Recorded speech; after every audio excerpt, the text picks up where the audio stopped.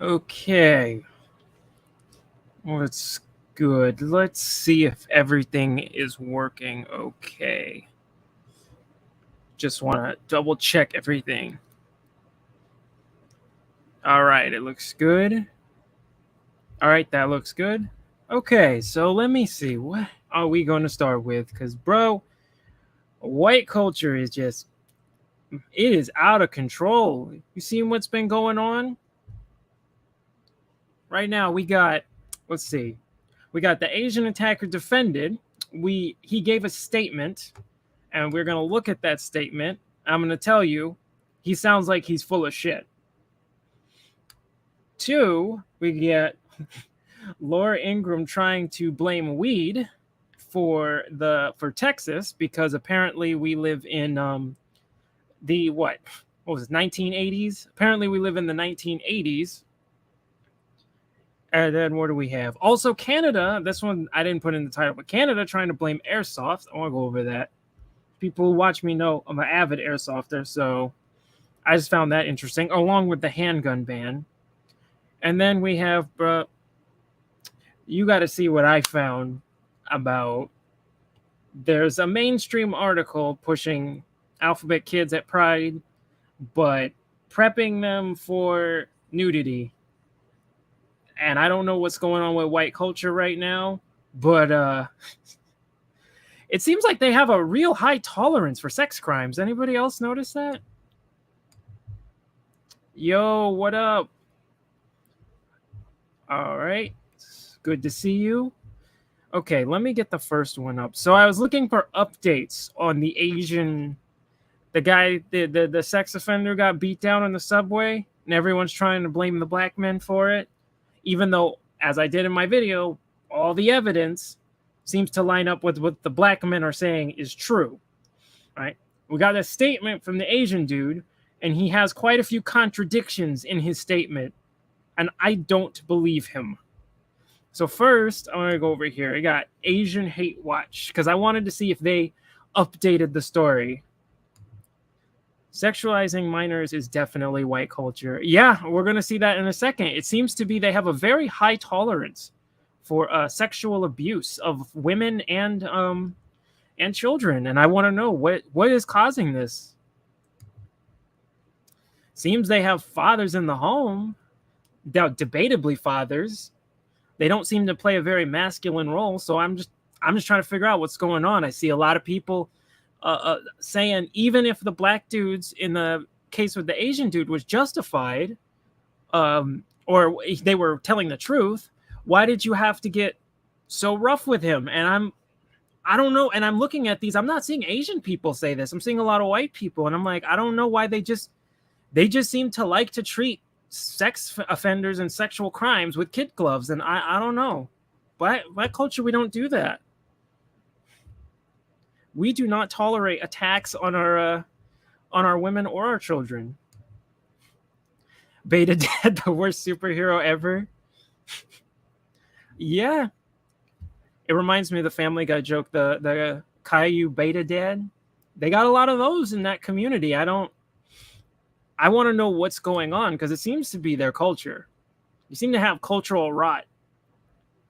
So anyway, I found this post. This is the only update that Asian Crime Report put up, and it says, "Who do they believe is the one who is responsible?" Obviously, most of them side with the Asian man. Evidence, not so much. Now, interestingly, I want to show you the statement from the Asian dude. So let me get it real quick. I should have it right here. Let's see. Where is it? Where did it go? I just had it. There it is. So he's claiming he's a victim, bro. But the issue is a lot of stuff doesn't seem to align.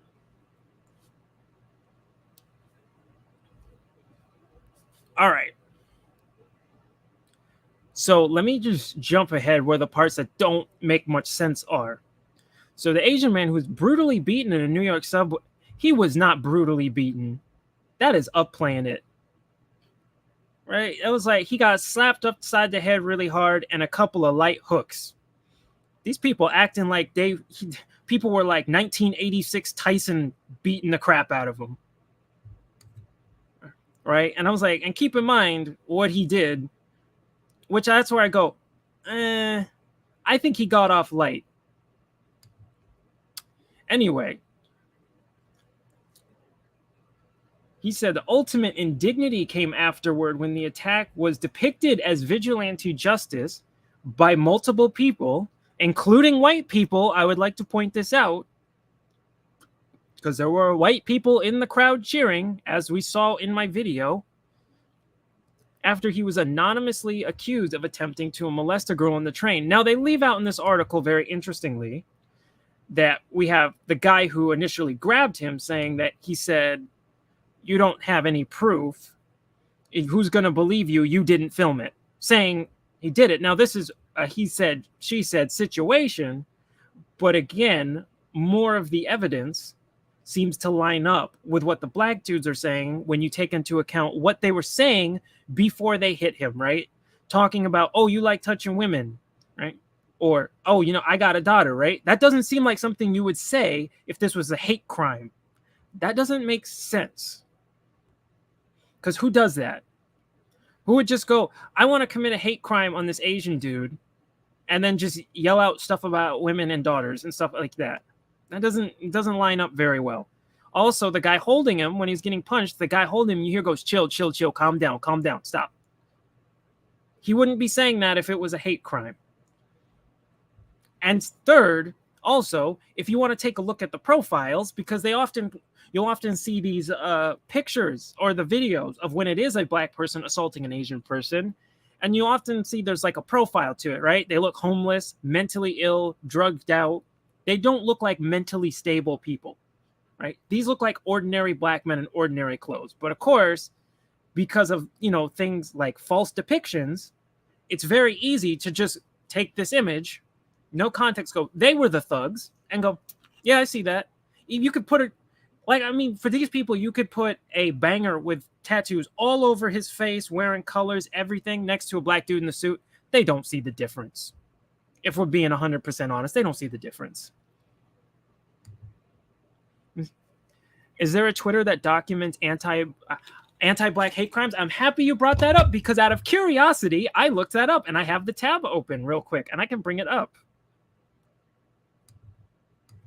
Hopefully the woman makes a statement. Yeah, I hope so. Unfortunately, when it comes when sexual assault becomes high profile, a lot of times the women don't like to speak out, which is unfortunate.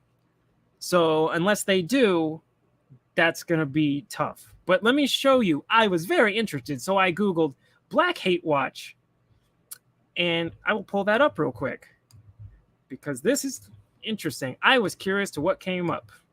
Because remember, I'm sure you saw Biden had this whole thing where they were addressing anti-Asian hate today. After we just, did he do that after the white supremacist attack? I didn't see that. I saw a whole lot of talking about guns, which tends to be what he wants to go to when that's the case. Okay, let's see. Where is the search? I have it. Where did I put it? There it is. So this is what I got when I typed in Black Hate Watch in response to Asian Hate Watch. I got a generalized hate watch from the Southern Poverty Law Center, a hate map, list of organizations as general hate groups, different hate groups between all races, hate on display, dear white people. How that came up, I don't know. Something about cops and troubling Facebook's posts, another trailer, and I got a stop Asian hate in the search. I type in Black Hate Watch and I get stop Asian hate. You love it, right? Let's not take it on the boys of BTS though. They're just being used. What do you mean? What do you mean BTS? Sorry, I think I missed that. All right. But I'm like, that's very interesting. And then the NAACP. So there is no Black Hate Watch or anything like that. You type that in and you go sent back to Asian Hate Watch. Isn't that interesting? Especially after what just happened in Buffalo, which I found very interesting. Where's our Stop Black Hate bill? Oh, that's the name of the pot. I don't follow K-pop. No, I got nothing against them. As like I said, the other Asian dudes up there that want to stop Asian hate, I think they're genuine, and I don't got a problem with that. I'm okay with them doing that. I think it's admirable. I'm talking about the people in power who are selectively addressing what hate they want to classify as hate and want to try and stop, and what hate is just like, oh no, that's bad. Okay, moving on. But the individual Asians who are concerned about their community, I don't have a problem with them. They're fine. I think that's a good thing. All right, I'll go back to a statement. Hold up. There we go. Hey, Black Queen. It's almost like the school shooting was planned to take the heat off the white supremacists. I don't know that. I doubt it. I don't know right now. I mean, like I said, dude seemed legit unhinged. The main talk right now is just gun control nonsense. But yeah, it seems like that even that's coming out of the news quickly. If only Black leaders fought for their people like Hispanics in Asia. Yeah, the Black leaders, most of them just sold out. Complete sellout. They don't do anything for us. Right? They'll try to use that because a lot of times when you go into politics, like if you're Black and going into politics in America, you're not getting anywhere unless you conform to helping only specific groups of people. Right? You got to play the game. And this goes in many directions. This is why I've said before, I think AOC, for example, was genuinely like a far lefty progressive socialist, but when she got a taste of the money and the power, she was like, fuck that. She was like, you know what? I kind of like being a shitlib. Because she was told that populist progressive shit, the Dems there are like, no, we don't do that. Get rid of that. Just like when Black leaders go into politics, they're going to go, oh, these things with addressing like white supremacy and all that. No, you're not going to say that because our core base doesn't like that. So you're going to say what we want you to say. And if you don't, we'll primary you. And we'll just yeet you. So they got to play the game. Especially on the right, but the right and the left, they do the same thing. Because you can have Black Democrats who are all for, who are culturally very conservative. They can't say that. They have to push all the bussy propaganda and all that, or the Democrats will yeet them. I don't mean to say it was really planned. It happened so quickly afterwards, and the media was way too happy to drop the white supremacy story. Yeah, they know. They like it. They're fine with defending white supremacy. The Democrats and Republicans are the same thing. They just have different coats of paint. It's always like the only time I see Democrats and Republicans like completely in agreement on race issues where they actually just are openly exactly the same is if they say something like about Black culture. Then all of a sudden they change to the exact same. Right? I don't know if you remember during the whole 2020 thing, there was that article by that white woman that called in defense of looting. She was saying the same shit, that the violence and all this, that's just Black culture. That's just how they express themselves. And I was like, that sounds exactly like the Republicans. That doesn't sound any different. Whenever you say that, that's when they sound exactly alike. Look at the Japanese and other Asians just hate each other today due to history, just like Black and white. Yeah, there's a lot of division in Asian communities, but I don't spend a lot of time there, so I don't really know. Most of the Asian people, I will let them speak on that. Most Asian people are my friends are actually from Japan, right? Because I speak the language, so I have friends from Japan I used to practice. So I'm like, I kind of familiar what's going on in their country. As far as Japanese Americans, I don't know. They would have to speak for that. Asian liberals are affected as well. What do you mean by that? Affected? Oh, yes, but once they came back to America, the white majority can't tell Japanese, Koreans, and Chinese apart, so they're all forced together under the Asian label. Same with other groups. They sort of do this with like African black and American black. I know the right weaponizes this very well. They really love their African blacks because they are much easier to get on that anti-black American, those talking points. That's why I usually ask when I hear a lot of these people from black faces saying these anti-black talking points. I ask, "Are you American? Are you black American?" Because usually you can see a difference.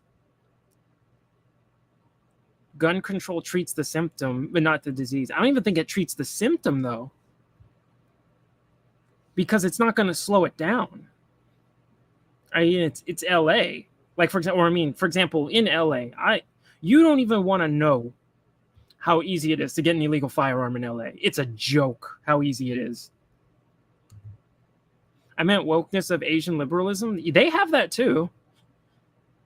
You don't see it as much. I notice in my experience with Asian women specifically, they're either like really conservative or really like woke lefty shit lib. You never get those like in betweens. 100% ADOS versus Africans. Yeah, there's tension there. I don't want the tension there, but a lot of them come over here and do that. Especially the ones I can't stand. The ones I really can't stand that annoy me are the ones that go like, that complain about ADOS blacks, saying they're whining about things going on in their country, and you don't know how good it is here. And then you find out, why did you leave Africa? And they said they fled from it because it's shit. And I was like, so who the fuck are you? Who the fuck are you to flee your country? You ran away like a coward, come here and then complain about us because we want to make things better here. We're not running away. You ran away. You're the cowards. So I don't know who the fuck you think you are coming in here talking like you're in the position of, you're in the moral high ground here.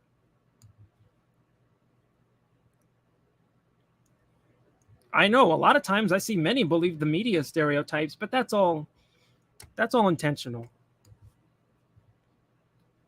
I don't want tension with anyone. Yeah, exactly. I don't want this division there. I don't want to have that ADOS versus African fight. The problem is it works. But it's all a tactic. It works.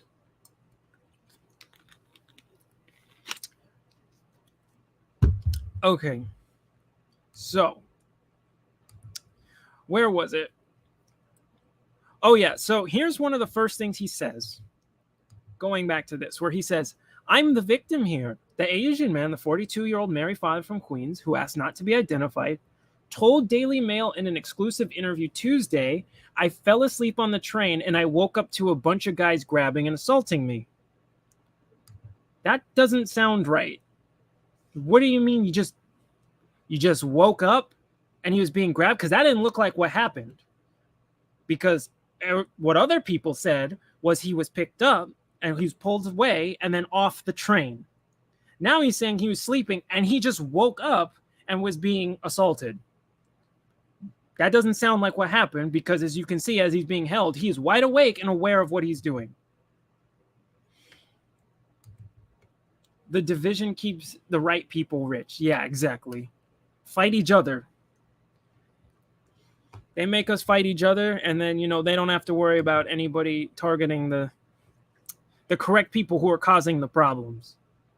It's the same thing with like a lot of the left and right fight. But a lot of the division comes from the low information people. They're the ones who tend to cause that to happen, because they're the ones who are just told things and fearmonger to believe it and then lash out.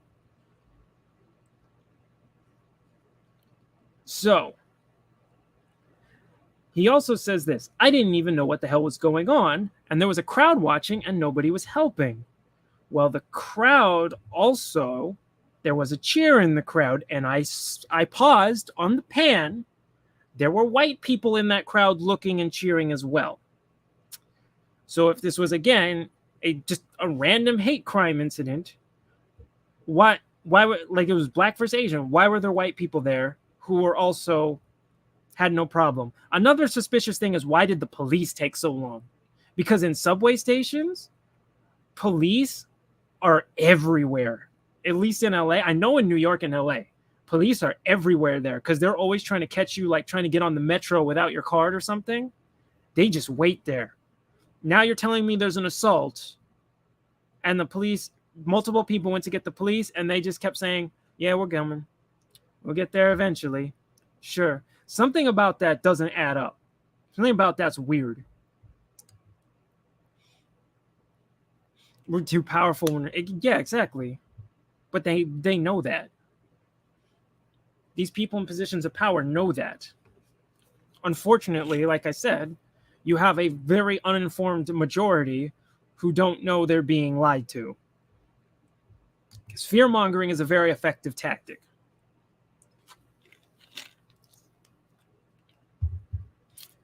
Right? You think you could at least get behind, like I said, the subway thing.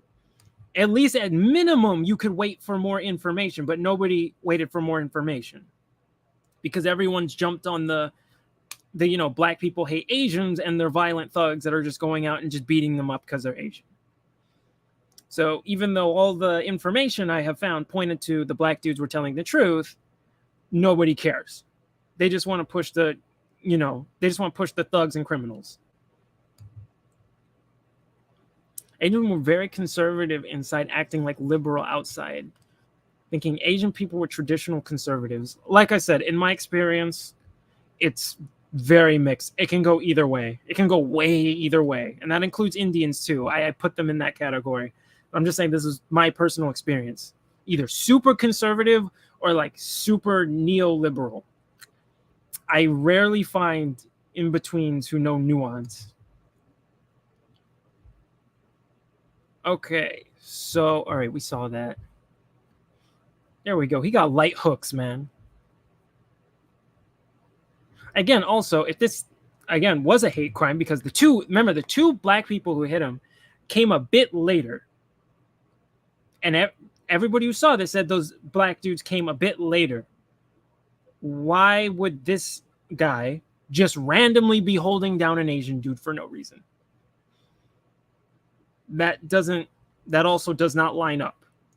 Again, we have more witnesses that are saying the black dudes are telling the truth than the other way around, because all we have is the Asian dude's word, and I think that's it. I didn't see anybody else side with him.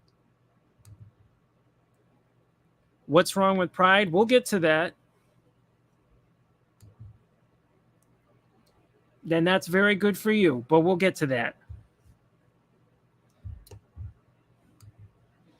I'm assuming you're a black female, correct? Because I noticed a lot of this stuff, it got to the black women.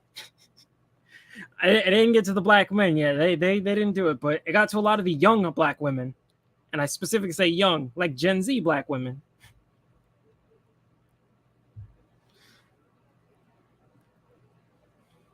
Okay. So where was it? Where was the one part where it said, let me see. Also, of course, here, but I already brought this up before, but the videographer who asked to remain anonymous told the New York Post he saw the Asian man being restrained and asked, why are you holding that guy? And the holder said he pulled the victim off the platform because he tried to sexually assault a woman in the subway car.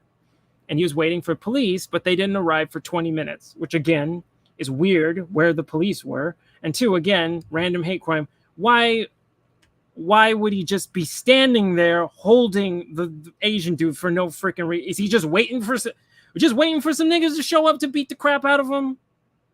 Come on, bro. This doesn't sound right. It sounds like he knew what's going on.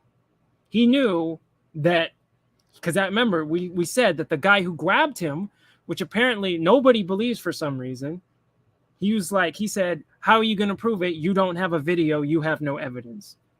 And no one's entertaining the fact, with all these contradictions, that this dude is trying to play victim.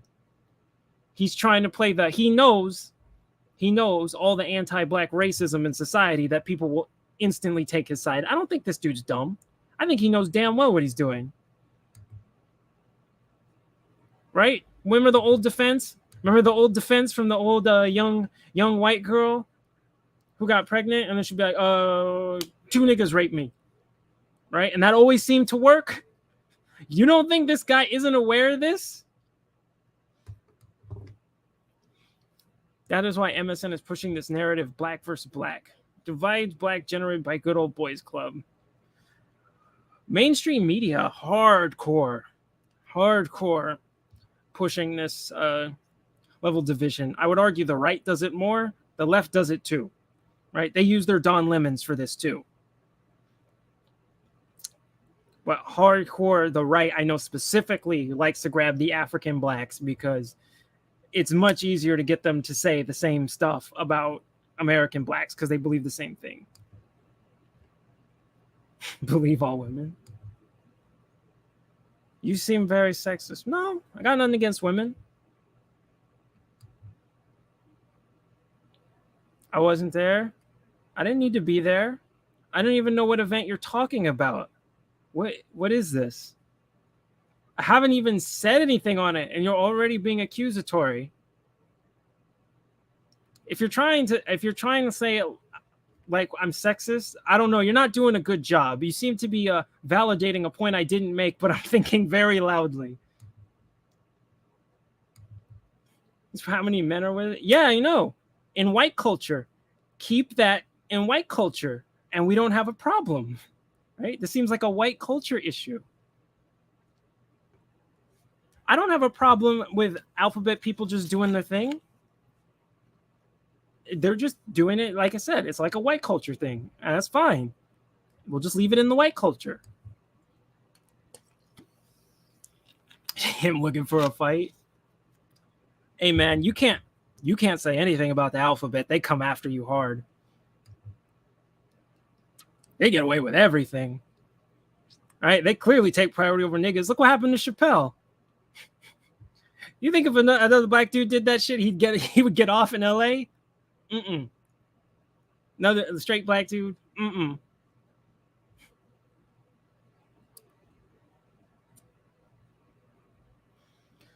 Okay, where is the next part?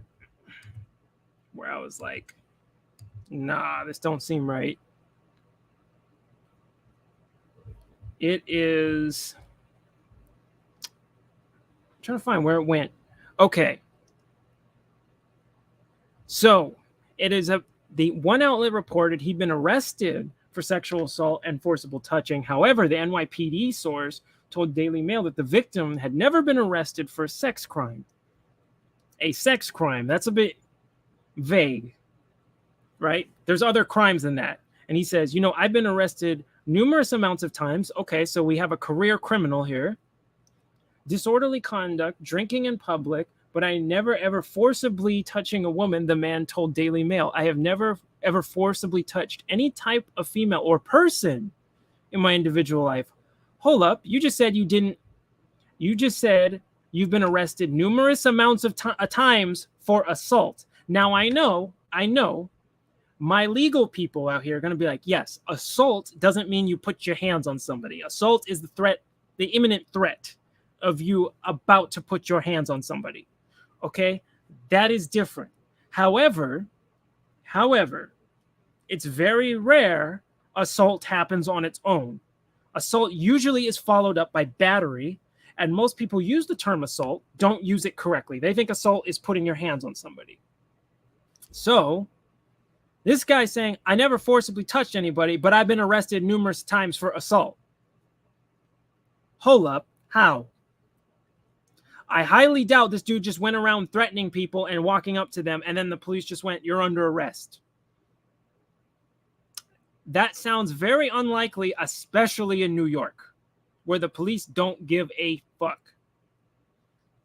So you mean to tell me that this dude's telling the truth? I don't think so. All right, miss me with that. Okay? Because if this dude was black, none of y'all, all y'all would be fucking, not audience, but I mean, all these people were defending this dude. If it was the black dude being held by the Asian dudes, you would have the black dude's whole life under a microscope. You would find out that he stole a cookie in the second fucking grade. and be like, clearly we're dealing with a thug and a career criminal. Y'all know that's true. This guy comes out contradiction after contradiction, and all the evidence points to the black dudes telling the truth, and everyone's taking the Asian side. Why? Because anti-black racism. They're assuming, based on a chopped up video, that they were the thugs. Do they fit the profile of thugs? No. They look like normally dressed black men. Because apparently anything dressed in anything other than like actual dress clothes, you're stereotyped as a thug.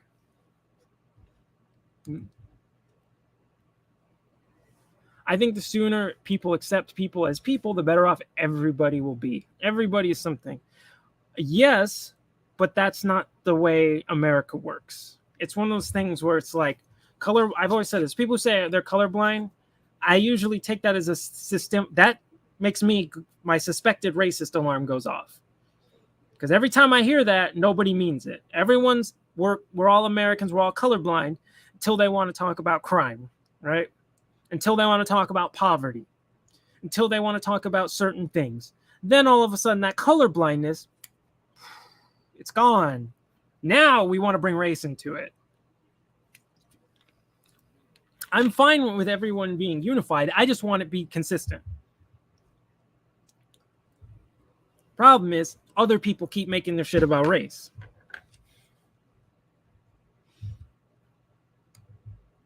Believe the victim when they're not black. Yeah. It's sort of like where you have, what's it called? It's like the people who always take the side of the state in everything. Or that weird obsession that certain white ignorants have, mostly on the right, but some on the left, with Black Death.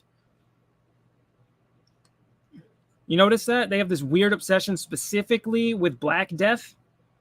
Right? Because all these like white conservatives, I've always asked them, I'm like, you know who Johnny Hurley is? Daniel Shaver, fucking Hunter Britton, what was it? Jared Lackey. You know any of these names? Nope. But they know George Floyd, right? They know Rashard Brooks. They know Ma'Khia Bryant. They know these names. They don't know any of those other names. They seem to have a very weird fascination with like Black Death. Asians have had history with racists against blacks and alphabet. With specifically Chinese, yes, they have had issue with black people for a long time, and I'm saying this from experience. Yes.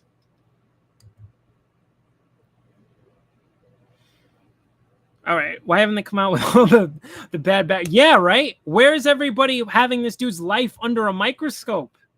Where's all the people who are like, I don't know. He seemed to have had a criminal. Where the fuck is Andy No posting his rap sheet?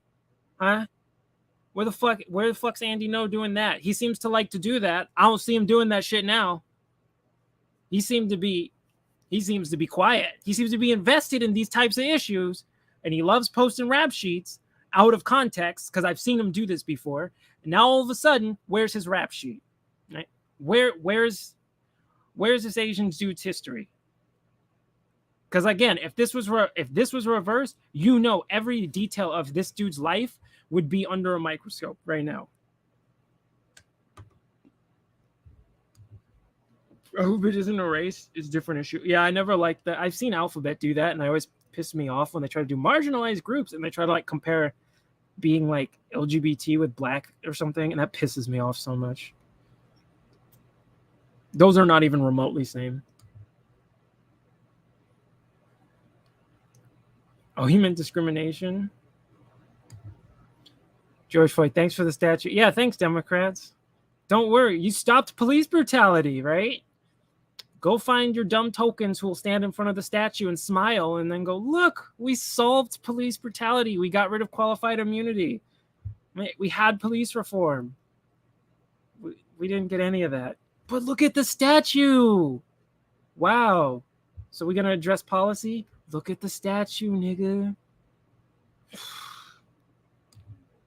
What's the deal with Andy No? I know he got beat up by Antifa a while back. Well, he is like a hardcore like liberal scumbag. The left hates him and the right likes him just because he doesn't like the far left. But he seems to bring a very separate tone when it comes to black people because he has a history of posting a lot of things out of context to make black people look bad. There was an old one where he's posting a rap sheet of a black dude. His name escapes me, where he was put on trial or he was arrested for hitting a woman, assaulting a woman, and he posted that. No further context.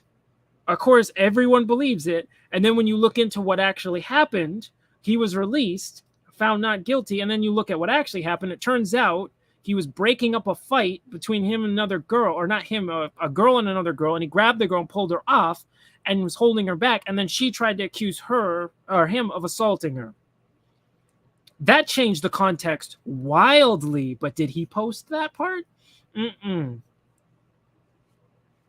he seems to have this weird fascination with making black people look like villains. Because for the longest time, a lot of black YouTubers I follow despised him. And I didn't really follow too much of what he did because I was like, I really don't care about this dude. But multiple times, I've heard him referred to as just like a racist scumbag. And then when I started to look into certain cases, when they came up, what he was doing, I was like, holy shit. And I'll show you his Twitter, because something very interesting on that post between Asian Hate Watch and Andy No, when you look at the audience, there's something very interesting in there where you see in the comments the difference in tone between the audiences. And I thought that was pretty revealing.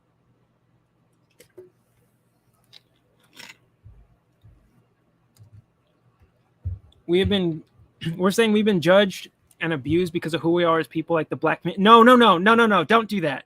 No, Alphabet never got treated like black people did in America. Don't even do that. I ain't gonna have that shit here. We're not doing that. Don't ever compare those. All right? That history is way different, okay? And they're not even in the same vein, okay? You can hide being gay. I can't hide being black, all right? When the police show up, you can hide that shit. I can't hide that shit. Those are not even remotely similar. Don't ever compare those, okay?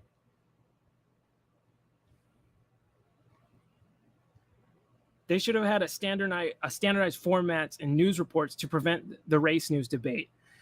They should, but anti-black racism is extremely profitable on the left and the right. So you better believe they want to milk it. Everyone piggybacks on the civil rights movement. They basically stand in our heads to get on attention of people in power. Yeah, I brought that up with the Pride Parade 2 years ago in San Francisco, where they had their reparations fees for white attendees, and I was like, is this extra money? Because they said they're giving it to charity, and I was like, is this going to black families? Are you going to buy them land? Because if this money is going to black families to buy land, okay. No, it wasn't. It was going to Alphabet charities that I looked up were majority white. So that was stepping on the heads of black suffering for personal gain, which a lot of people like to do in this country. It's fucking crazy. But they do the same. No, you are not treated the same. Do not even try that. You are nowhere near treated the same as black people. It's completely different history. Stop trying that. No, the Alphabet has been trying to do this with black issues. Stop it. All right? You got your issues. We got our issues, okay? They're not crossed or remotely related or similar. All right? Because when y'all bitch about shit, anything, even the slightest thing, even fucking bathrooms, guess what? Laws get fucking changed. You know what happens when black people get killed? Fucking nothing. What happened from the white supremacist attack? Fucking nothing. Y'all bitch about a bathroom and you get a bill overnight. Don't even compare us, all right? I don't want to hear that shit.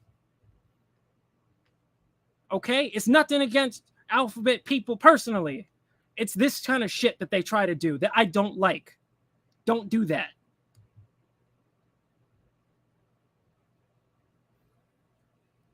The SJW is always attacking Asian Americans who are part of conservative and part of Alphabet who were Republican. The Alphabet been going Republicans. They accepted them in. We have 1 month dedicated. Nigga, what the? Okay. Wow, we didn't even get anything for Black History Month. You all have every company in the fucking world. Stop comparing us, all right? Quit it. Quit it. I'm sick of your victim fucking nonsense from this fucking Alphabet, bro. They do everything they want, and then they try to compare themselves to black people. Like, this is the most fucking offensive shit I have ever heard. Get the fuck out of here with that stupid shit. I hope you're not representative of a lot of how they feel, because if you are, Bruh, keep that shit in the white community, okay? Y'all play victim in the white community. Don't bring that shit in the black community. Try to act like we one of you. Don't do that.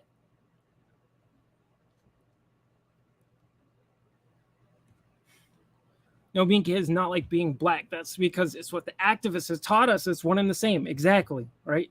These activists use fucking intersectionality and that bullshit to try and muddy crap up. So it makes it harder shit for niggas to get shit done because Alphabet always wants to show up and try to use that bullshit.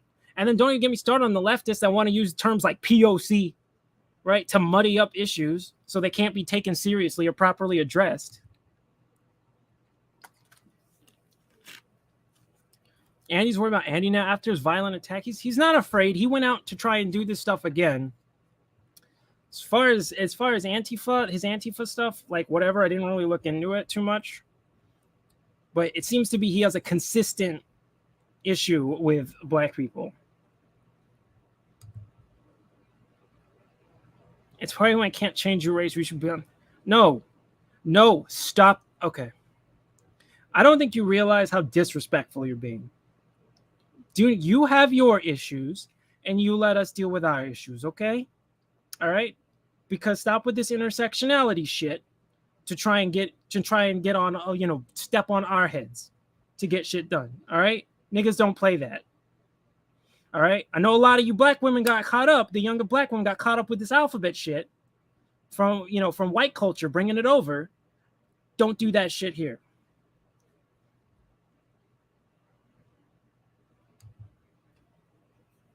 So nobody is saying that. See, oh my God, you fucking alphabet. Try to find why does everybody want to ride on the back of black suffering in this country?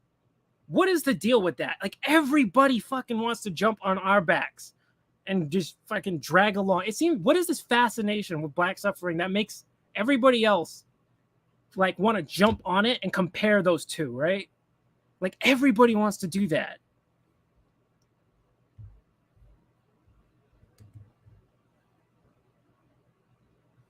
Alphabet is a moral issue. It's taboo in many cultures. It's not the same. Yeah, exactly. Right? No one's saying you should go hide. All right? You get to go do you can do whatever you want, right? Look what happened to Chappelle. What happened to that dude? He didn't get fucking anything. Right? Going after him because he made some alphabet jokes. And he gets off like scot-free, basically. All right?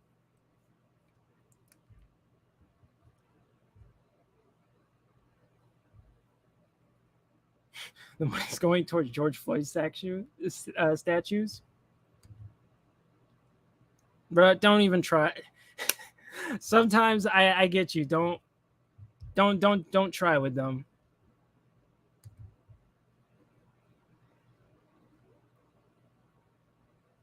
As an Asian? Who in here is Asian?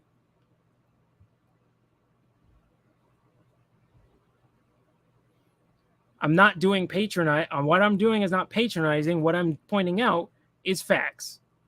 You just want to step on the heads of black people and black suffering to push your own agenda. Worry about your shit and we'll worry about our shit, okay? Because again, when y'all bitch about shit gets done. Oh, thank you. I know, and that's worse. We don't say anyone who says racist shit is not canceled. What the fuck are you talking about? Yeah, you're not very smart, are you? What the fuck? People on the right and the left go up and say racist shit all the time and are never canceled. As long as it's short of the hard R, they're not getting canceled. Okay? They can describe someone as the hard R without calling them that, and they won't get canceled. Okay? Because I've covered plenty of people on the right and the left who have said very racist shit and have not gotten canceled. Tatum has pushed race realism, which is a white nationalist idea, and he is not canceled. The right cheered him for it.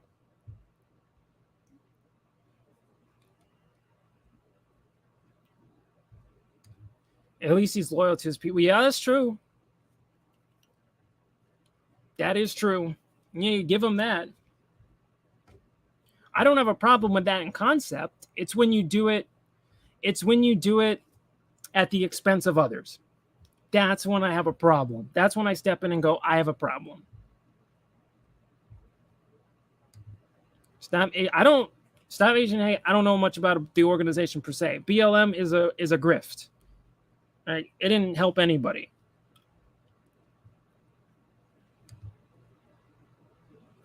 How many black people wear and I can't breathe? I was offended. Why can't we let this go? Well, wait, let what go? Because if you're saying let Black Death go, no, I don't think we should let that go because it doesn't get addressed. So no, I don't think we should let that go. That shouldn't be let go.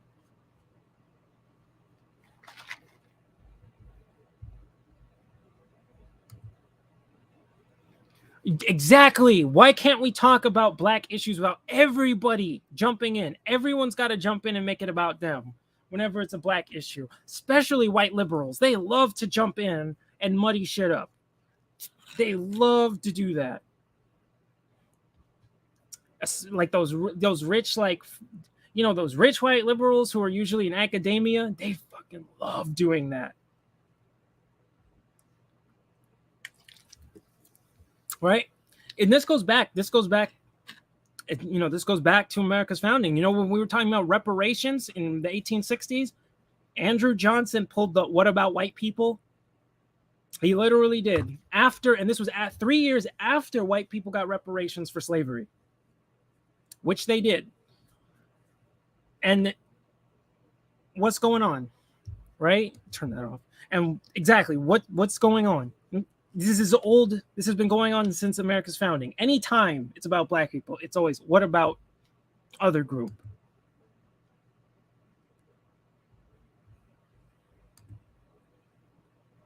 All I care about myself. Okay.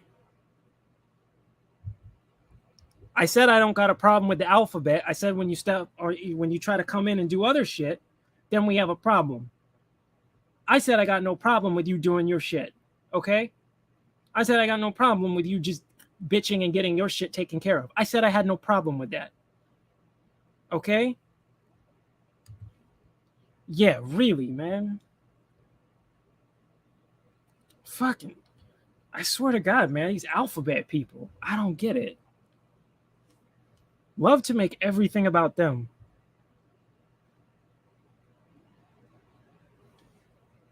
Okay. Maybe you were too dumb to pay attention. Maybe that's your issue, okay? Because I'm telling you that as a black man who grew up in Cali my entire life, all right? Maybe you just dumb and don't pay attention. Oh, George Floyd let it go?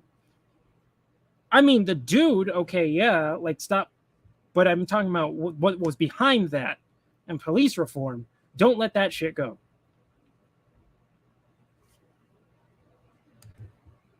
I didn't say that. And yes, a lot of issues when it comes to the federal government, it does end up affecting every black person because a lot of the shit they passed, that trickles down and moves on to the later generation. Are you really the alphabet trying to act like they're more persecuted? These people get everything they want when they bitch. They're trying to act like black people have no valid complaints. You're big in the alphabet community. There seem to be a lot of white supremacists there. I know, man. Alphabet crazy.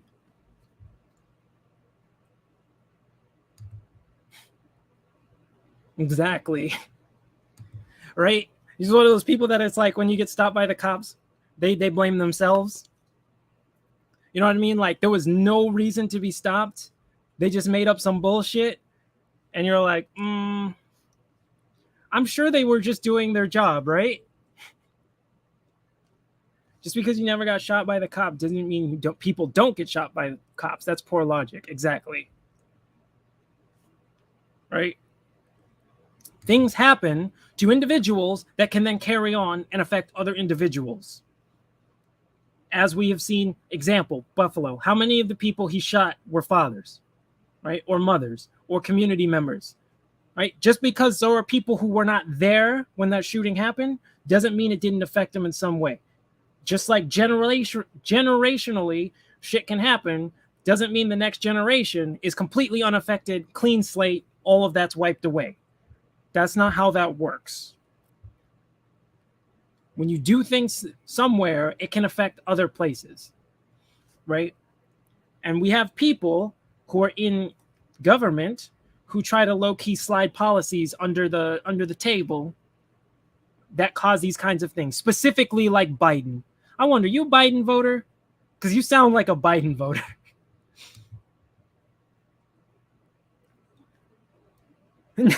Black people ask you alphabet to go to your white roots. I mean, every time this alphabet kid stuff goes, I'm like, let me guess, white woman. And I'm like, yep, fits the description. White culture out of control, bruh. What? What about cops that came to Pride? What about them? They arrested them because they were gay. Good luck proving that. In LA, half the cops are pussy warriors. Sure, bruh. Sure. All right. We don't tell the world anyone. Nobody cares. Bruh. Oh, you want to go there? Oh, man. Oh, man. All right. I'll finish up with this.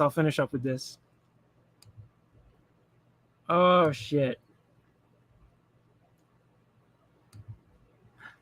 I think that was it. There was one other thing I wanted to go on this topic real quick. Let me find it.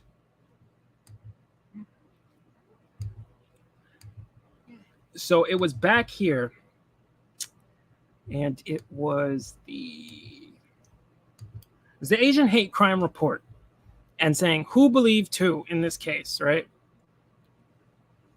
Because we brought up what's it called, the whole Andy No thing when someone asked, right? So most of the comments, even though it's overwhelmingly saying the Asian dude is in the right with no evidence whatsoever, but a lot of the comments are just like, how do we know for sure, right? Am I reasonable to wait for all the facts? It seems like all the evidence has been released, right? Attack people and try to make themselves. I like that selective choice of picture right there. That's they froze frame it like that on purpose to make it look like he's fucking attacking him, when in reality the dude was smiling because he caught a sex offender. Right? They're having too much fun assaulting the dude instead of restraining him for police. I know in white culture, you guys treat. I know y'all treat. I don't know about Asian culture. I know in white culture you treat sex offenses with kid gloves. I know you do that, but in black culture we don't tolerate people touching women. Okay, if you touch women or you touch kids, he got off easy. All right. I don't have a problem with that. I would much rather deal with people like that than people who will stand there, let it happen, and then go and just record it and just hold there and go, oh, let the cops deal with it and let the woman get assaulted.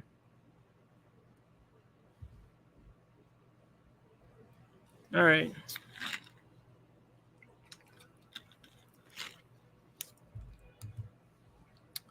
You right-wing black hatred in the comments is insane. It's all over. Did you see the Lucas video on the guy who got punched for using the N-word? In Florida, right?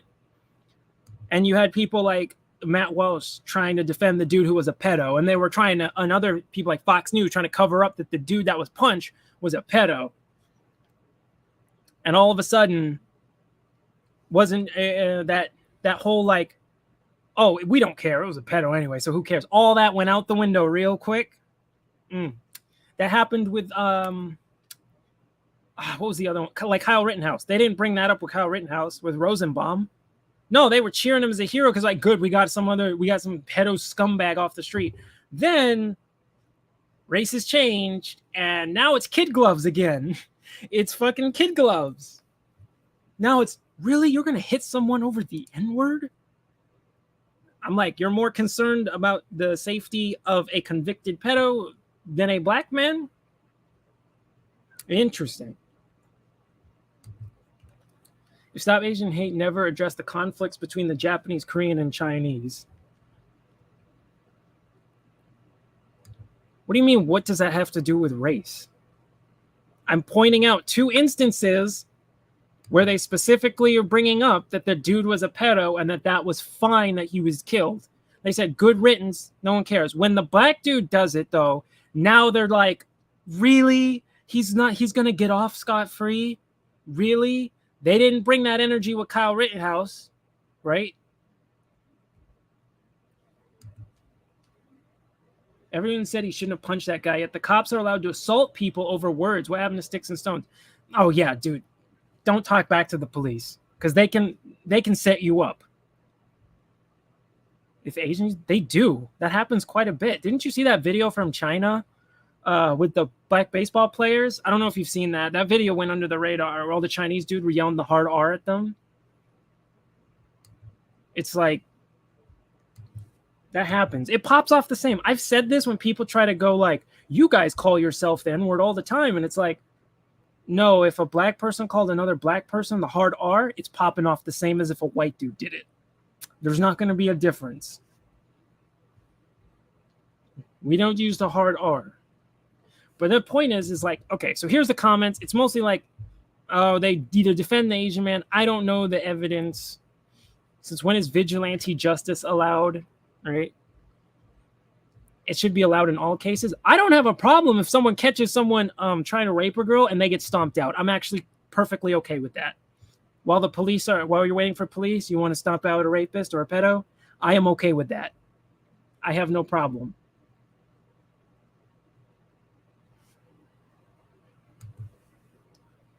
Yeah, there we go. If you want to do that, like I said, in white culture, I know you guys tolerate it to an extent. I know y'all can just like, you want to handle it with kid gloves, let it happen, and then just wait for police.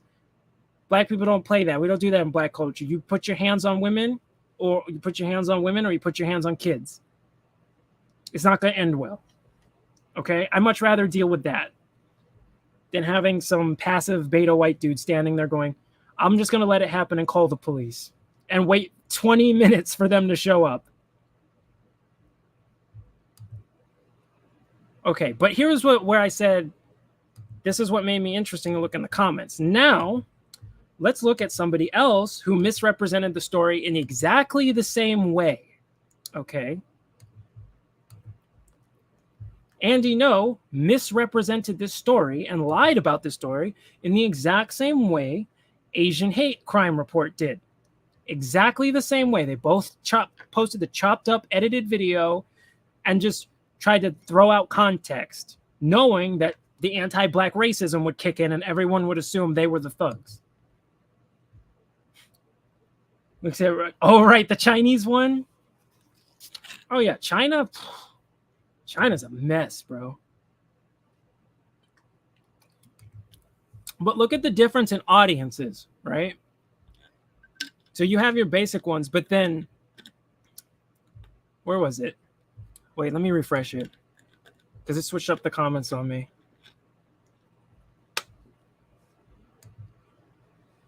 There we go.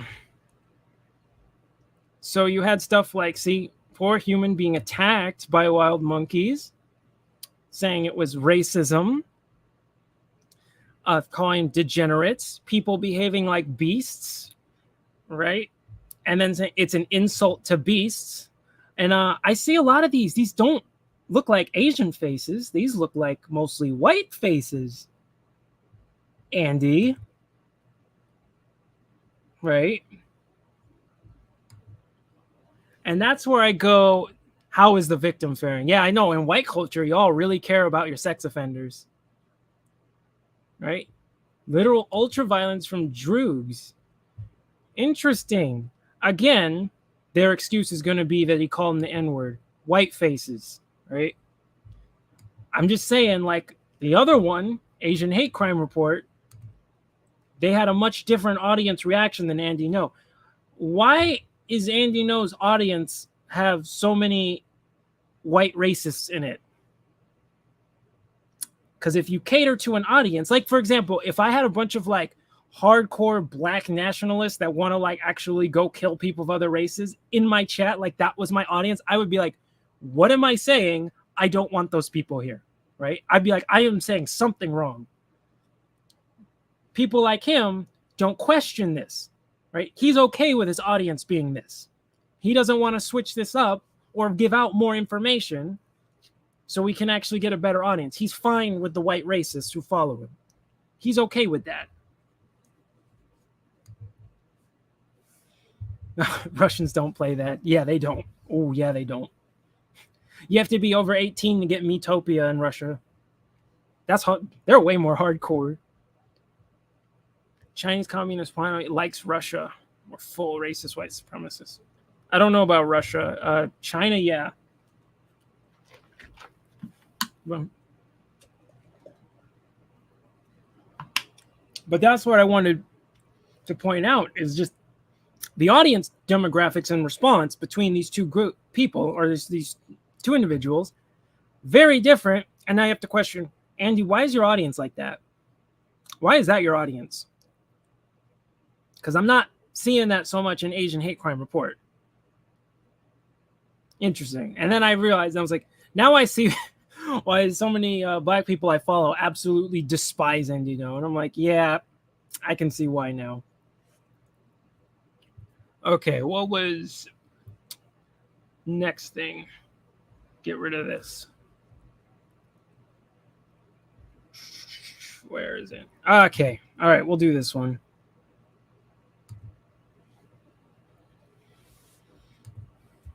He's doing the racism, but very subtle. Yes, he does. That's how they do it. Seems like you reported the issue, didn't know anything when he did. I brought that up in my video where I broke down when the times in which the articles with further context were posted and versus his post where he puts the edited video and then says, I'm trying to confirm times and dates. And I told you when I searched it, just a basic Google search, I found all this extra context, first things coming up. So I'm going, don't tell me a journalist. I'm telling people, don't tell me a journalist with his experience just missed all that information and just decided to leave it out.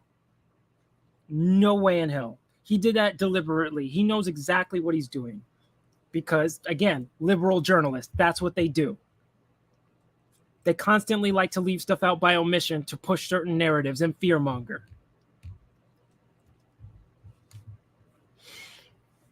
Because he knows his audience are a bunch of anti-black racists. So he's got to frame the story in a certain way that will cause audience engagement. And anti-black racism is where his audience seems to be the most engaged. Okay, so where is it? So we can get further into the degradation of white culture.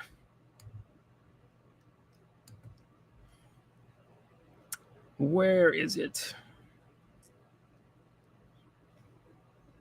Oh no, my stuff got mixed up. Oh, okay. Yes, this. Again, I don't know what is going on in white culture and being very okay with sexualizing kids and treating sex offenders with kid gloves. I don't know what's going on with y'all. As long as you keep it in that community, okay, but it's starting to leak over and it's becoming a problem. All right, because as far as sex crimes goes, y'all are overrepresented, and there's something toxic in your culture that needs to be fixed. I know I'm going to get angry people, but if they're angry, I think they're not smart enough to see what I'm doing, and that's fine. They need to question why what I'm saying is making them angry. Maybe they'll figure it out.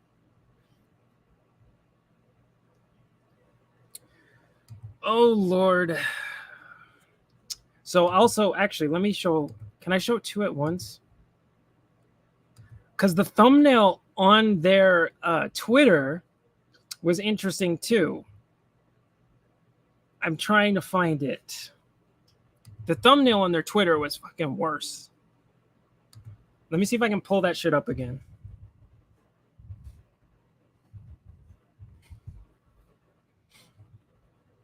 Let's see. All right. I gotta go down a bit because I think this was earlier today.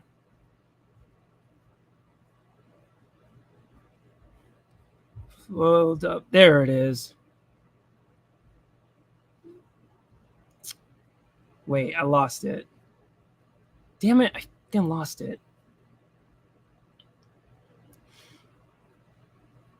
No. Okay. Oh, there it is. Found it. Okay. Let's show you what they actually put on their Twitter, because it's actually worse. They won't figure it out. All right. Oh, my daddy's record's back. Oh, no one's gonna get that reference. Let me get their Twitter post, because their Twitter post actually makes it a bit worse.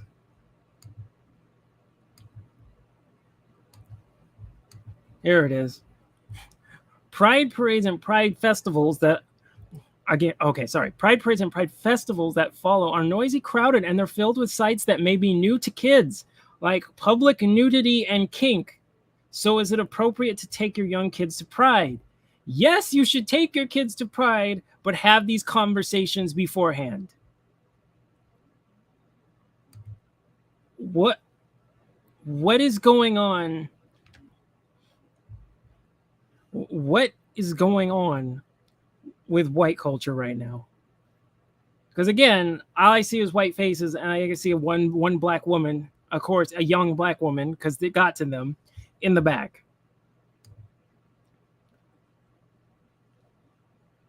That's not a white. That's not a white thing. Stuff happens in black communities too. Joan Frank. No, sir, that is bussy propaganda. Okay.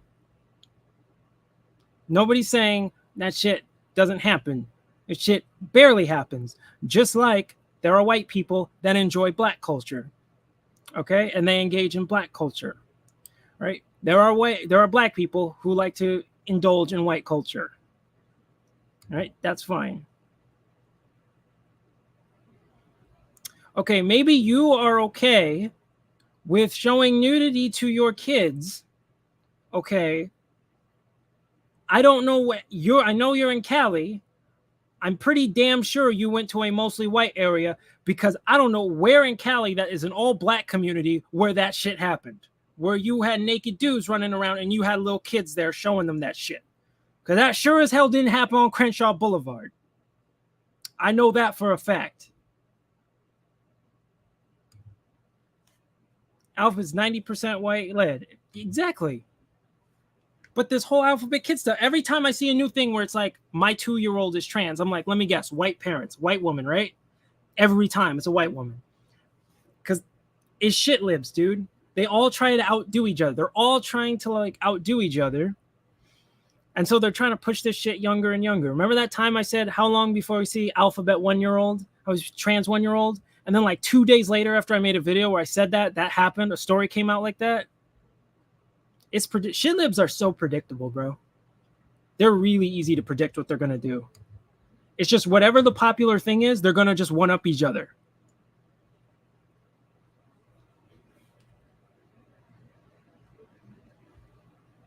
Okay, well, people are doing it anyway. And yes, I know it was mostly white, because I know no niggas in LA on that. Okay. I don't know why you bringing your kids around a bunch of drunk people. Okay? Because we don't do that with our kids. We are responsible with our kids. It's so true. Shit libs, man. They all just want to one-up each other. It's this, when the current thing was Ukraine, you notice they all kept one-upping each other, where they wanted to send money, and then you had those who were like so crazy. They were like, I'm willing to go to war, even though it's like, I don't even know where it is. Because I think it was it Pew or Rutgers who did the polling? Was like the people, it was people who didn't know where it was on a map were 30% more likely to go to direct war over it. And I was like, yeah, because shit libs don't know or care anything. Now the problem is the shit libs who push this garbage cover for the actual pedos in there. Okay, that's the problem. I don't think the majority of these actual shit libs, they're doing it for attention so they can brag about themselves. Because shit libs usually live in upper middle class white areas or rich white areas where there's not real consequences to themselves for their actions. So they don't care if their actions destroy shit, because they don't have to deal with it. But supporting that action helps them look good. So they're all one-upping each other with this. That gives openings for people like this who are like, bring your kids there, because the shit libs are all going to go, I'm so progressive. Look, I'm going to bring my 2-year-old to Pride where there's kink. I'm so progressive. That's all they want to do. And they want to take Facebook pictures there and shit to show off to their fucking Facebook friends. So where's the line between teaching your kids not to be homophobic and grooming? Oh, Nuance Pro? Yeah, Nuance Pro's cool. I like his stuff. I want to review his gun video or his NRA video. But the line, you can teach them to exist. That's fine. I have no problem with that. Okay? Perfectly fine. But when you're trying to stylize it as this is something trendy you ought to be and creating peer pressure, that's a different scenario. Okay? You can leave the parents to talk about that. All right? And if the parents don't want to talk about that, they don't have to. That's up to them. White people created that. I know. That's why I said this freaking white culture, man. As long as it stays with them, fine. It's their population that's going down. Okay? And I'm not saying that's good. I'm saying that's a you problem and it's directly resulting because of you. If you want to take this route, you can take this route. All right? I support you going down that route. Okay? Don't bring it to the black communities. And then we're fine, okay? That I think that's fair. Children came to understand. You had children there the whole time. Good to know. Good to know. It's good to know your brain has been whitewashed. Vosh the liberal. Vosh is a grifter, bro. I watch him. I'll hear him out. He's a grifter. He's just the left-wing version of Tim Pool. They do very similar things. I've watched both of them. They do very, very similar things. The only difference is I don't think Tim is a grifter. I think he's a blind ideologue to whatever he perceives as woke. He has to take the opposite. But I think Vosh is legitimately a malicious grifter. These are two different concepts. Yeah, exactly. Which comment did I skip? Which one?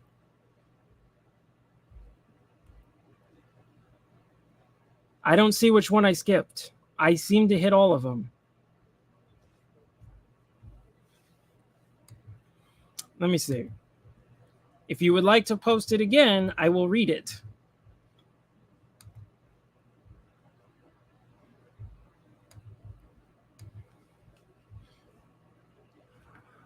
Okay.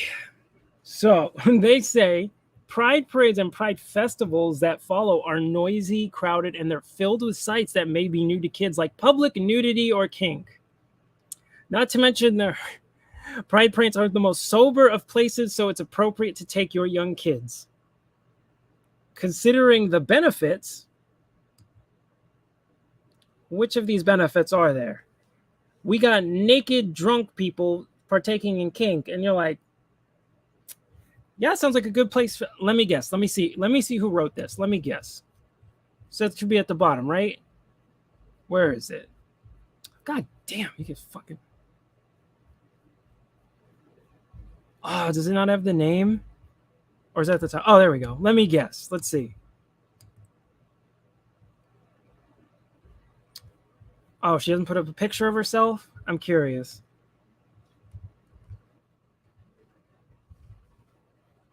Yep, white woman. Knew it.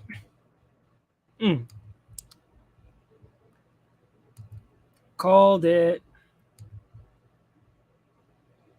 I didn't say alphabet or sex offenders. I never said that. I said that there are shit libs who cover for pedos. That is a different thing.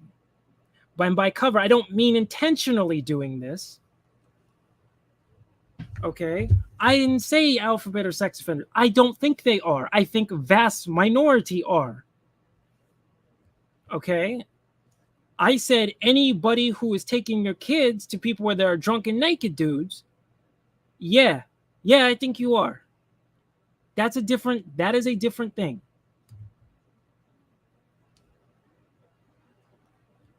they're getting exposed, but they, like I said, shit libs are like a massive chunk of the country, so they can get away with it. Yeah, I know. I figured she was probably a queer white woman. I had a feeling because, again, this is, you can guess based off it. This is clearly an issue with the degradation of white culture. And the problem is it's spreading, as you are becoming an example of that, of white culture spreading into, with black people. We can't have that.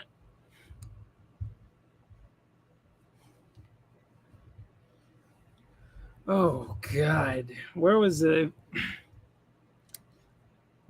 part I was gonna say?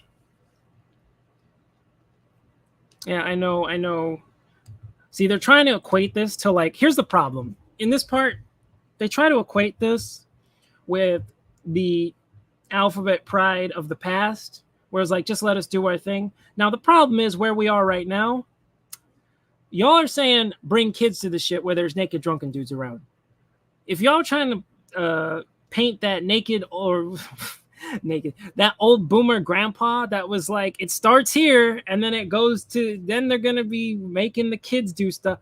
Look, you're proving him correct. Why would you do that?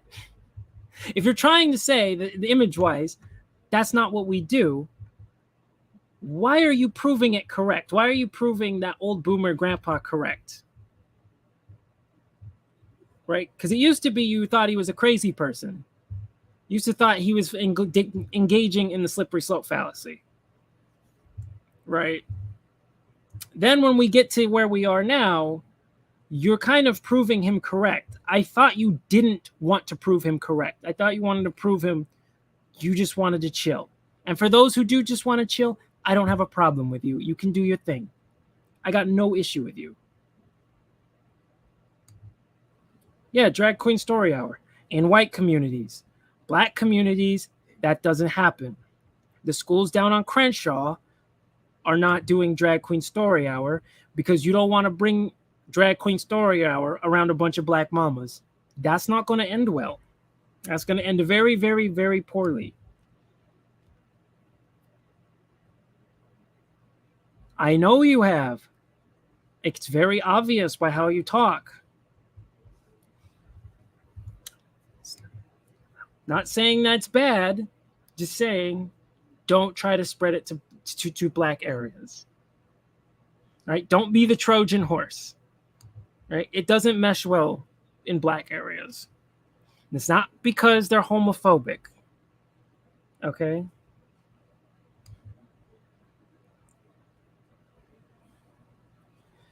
Okay. So what was it? The political aspect of the parade also continues, says Suzanne Ford, an interim executive director of San Francisco Pride. All right, hold up.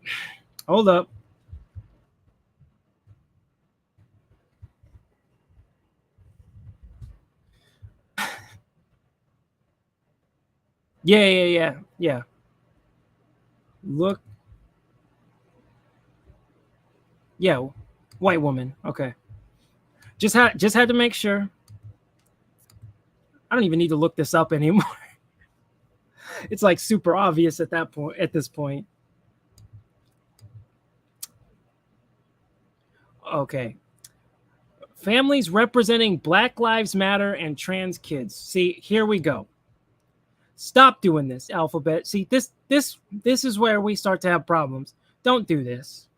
Right? Just like when you're trying to put your little stupid ass colors. I almost said something that would have got me in trouble. Just like when you put your stupid ass colors, your brown black colors to represent, POCs in your alphabet flag.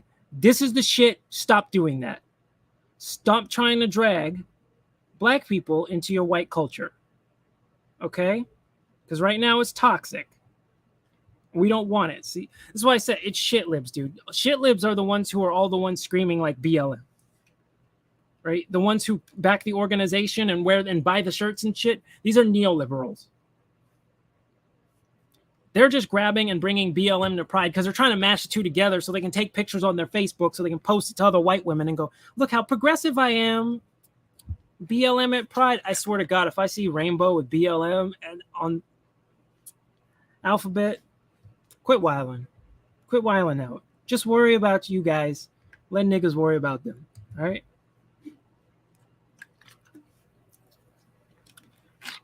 I know. I didn't say they didn't exist. And I don't got a problem with that. Just do your thing. As long as you're not doing this drag queen story hour stuff, right? Or bringing this up with kids, do your thing. Just don't try to promote it. Yeah, how many alphabet black? Do you think the writers in Hollywood use black community members to properly represent black communities in movies? Or do you think it's like white and Jewish liberal elites who are pushing certain things they want to? Look what happened to DaBaby and Lil Nas X. Look at those cases. All your friends have BLM shirts? Your white friends? I know they do. Right? I'd like to see what they actually did. Because donating to the BLM organization didn't do shit for niggas, okay? Because that money didn't go back into the community. That was a grift that Patrice Cullors, she took that shit and spent it on herself. Did you report your comment? Did it get taken down, or is YouTube just wilding? Yeah, because Hollywood pushes the stereotypes, because the stereotypes are what make American audiences comfortable.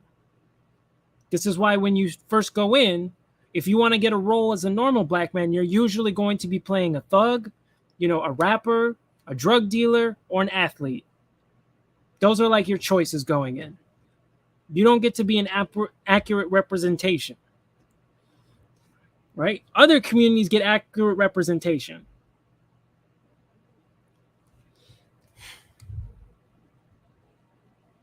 Don't bring the children dragged into Crenshaw. As long as there's need for a bathroom, not a good standoff. I wouldn't do that in the schools at Crenshaw. I don't think that's gonna... I think that would end very poorly. I think the black mamas would come down.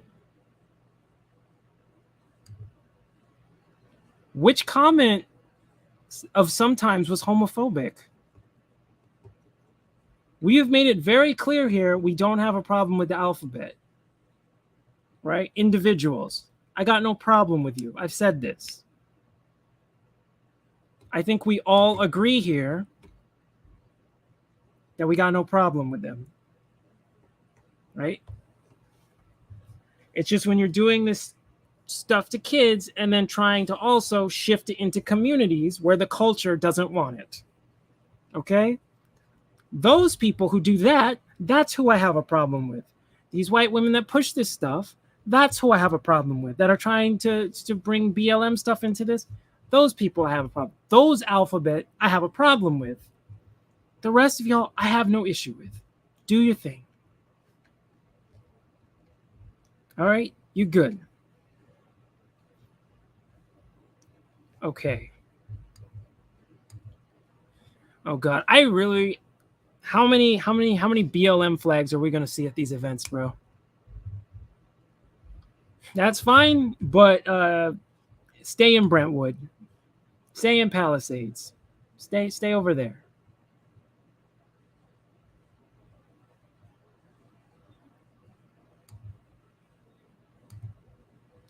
What? Singh said he was Russian? No, he didn't.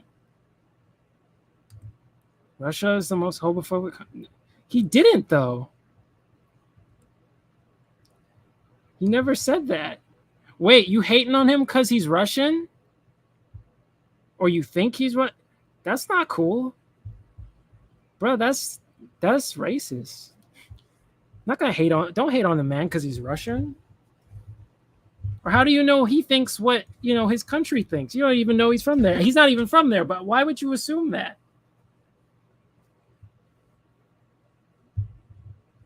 He did not imply it.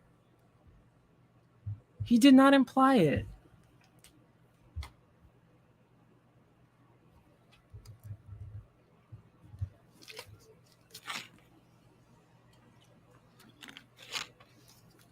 There is no need for that.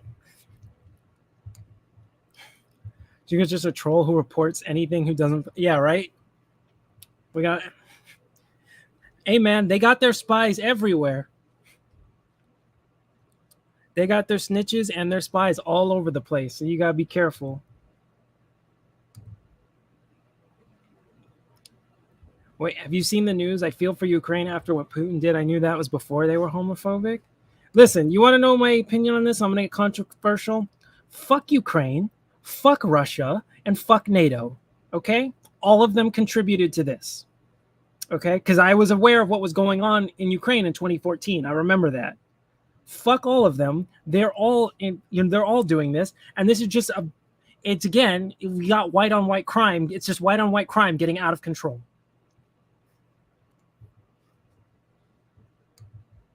He was Russian. You reported him for being Russian, though. So you're the racist. Or bigot. Whatever you want to say. Yeah, I was like, I'm pretty sure areas of the Middle East are way more, and Africa. I think, what part of Africa? Was it Northern Africa? I'm trying to remember the states. I haven't seen that in a while. Which states in Northern Africa?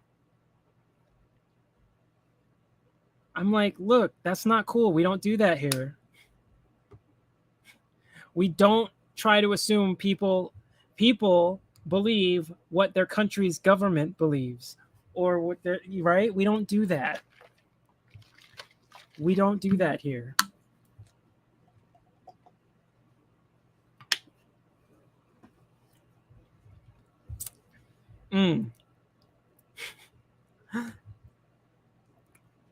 You were the one earlier saying, why was I making shit about race? And then you went and made shit about nationality, okay?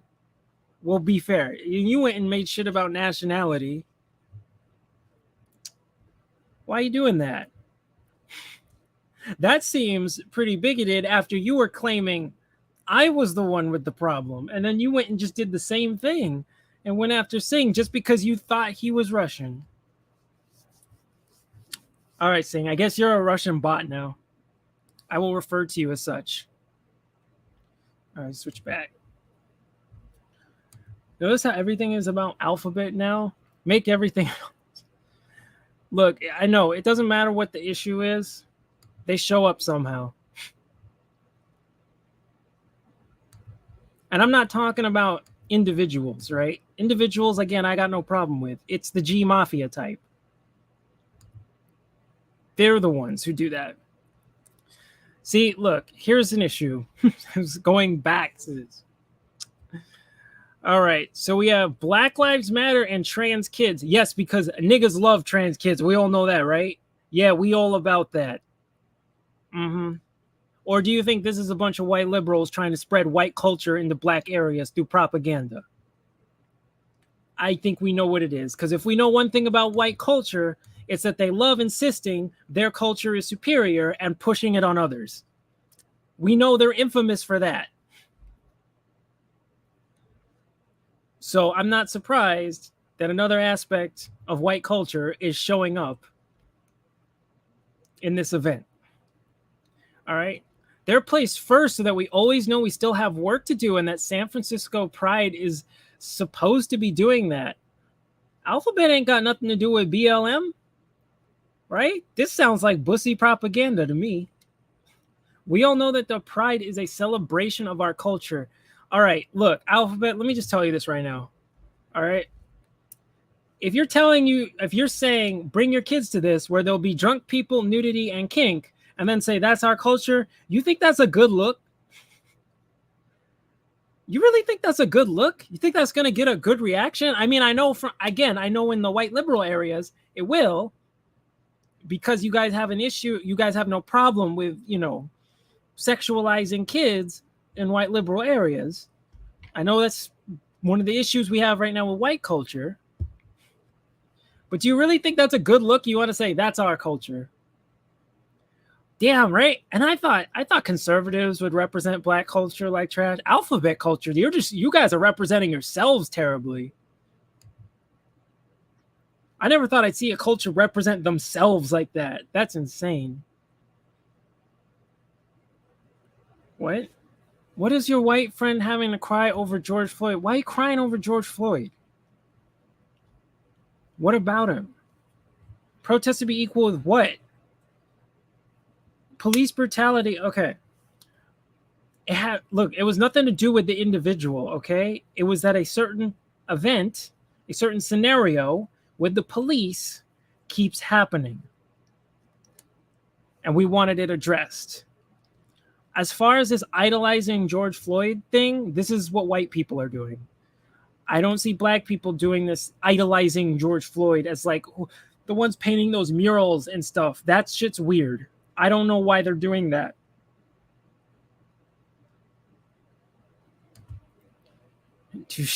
I'm telling YouTube on you. Yeah, right? That's what he did to Sing. He's just like, I'm telling YouTube. You said a naughty.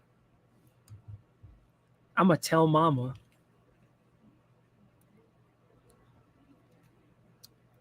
Oh, Lord.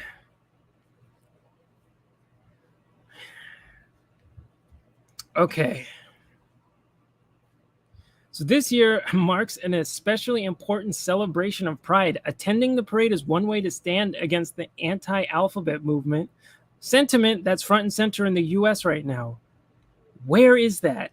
As evidenced by legislation such as the Parental Rights in Education Bill, because that's what it was. I'm not calling it that because that's not what it was. And I read it. There was nothing wrong with the bill. Unfortunately, I told this conservative, I was like, the problem is, I don't think that bill was necessary, but it had to be done because y'all lazy. Because conservatives who complain about this don't socially enforce these things. Right? You would socially enforce. They would want to talk about this stuff with kids because there was a social enforcement. That went away because the right got super lazy. Right? They're indoctrinating and showing sexual stuff to my kids at work. Next day, all right, go to school. I got to go to work. All right. Just tell them to stop doing that. Right. And they just got lazy and they keep doing that. So what happens is then they have to run the government to do it for them because they're lazy. All right. But I checked the bill and I said, I looked through it. It's 7 pages. It takes like 5 minutes to read. It doesn't say any of the shit they're saying it says in here. All right. It's fine.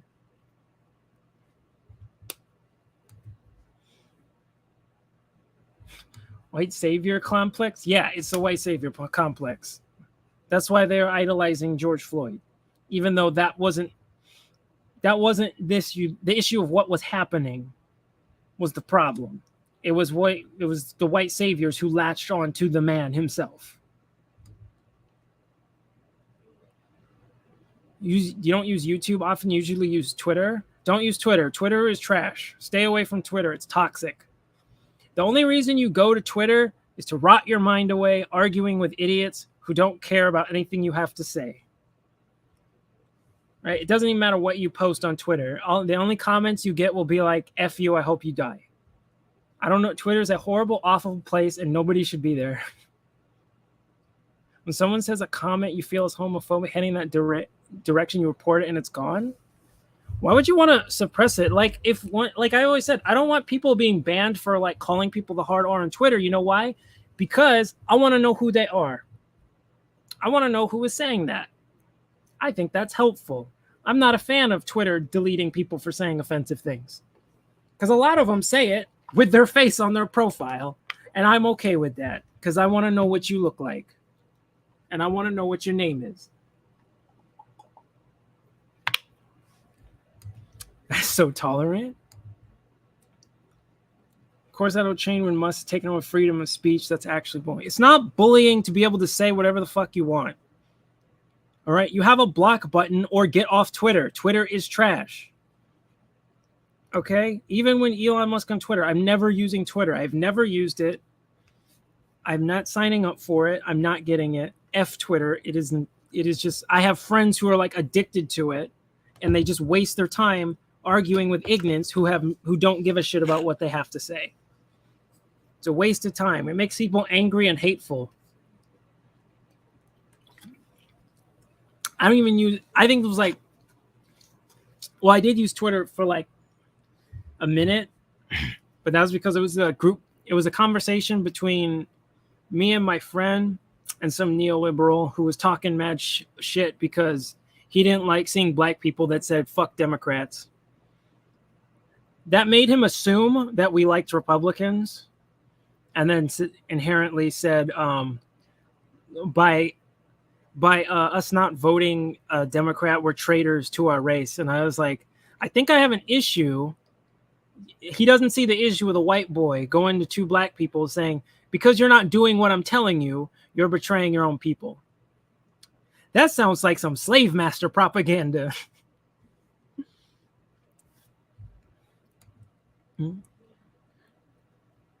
Crying George Floyd to other black people. I don't know about George Floyd's life. Just white guilt crying over race cards. They just want something to latch on to just to virtue signal. They don't care about police brutality. They funded the police more. And also, defund the police didn't mean take away money from the police. Granted, defund the police as a movement name is a very stupid name because everyone's going to emotionally react to that and go, no. Okay? But Democrats gave tons more money to police. Like, for example, in the federal level, they gave tons of money to the Capitol Police. Right? That defund the police went out the window real quick. Nor did Democrats even know what defund the police was because they just heard the slogan and thought that's what it literally meant. Black people didn't want more cops off the street. Defund the police was about reform. The problem was it changed into what's it called? It changed into when the neolibs got it, they changed it into, oh, you just want police to go away. It was like, no one, and then it changed to abolish the police because guess what happens? What did I say neolibs do? They want to one-up each other. So defund the police became abolish the police. And who was doing that mostly? Like white kids from the suburbs, right? Where they don't have to worry about crime and shit. And then they're also anti-gun on top of it because that's also popular with shitlibs is being anti-gun, right? Because they don't have to live with the consequences of those decisions. So of course they're for it. Defund the police was about reallocation of resources so we didn't have to have these tragic deaths happening all the time. That stuff like sending a counselor to a gunfight, that was a straw man completely made up by the right. Nobody argued that. The argument was in issues where it pertained to mental health, we shouldn't be sending armed officers who want to cause violence to an issue that requires a mental health professional. The argument was bringing a mental health professional with an officer. And even then, you might not even need the officer because I think resulting in violence, I think 2021, there was only one death that resulted because of that out of mental health checks, which is proportionally not that many.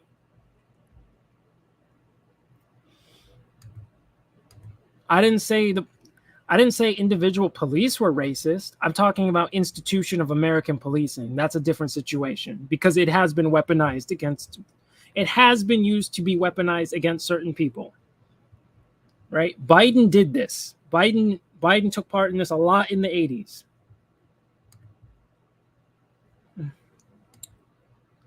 Floyd is rare. No, it happens. No, the police kill people a lot, all the time, unjustly.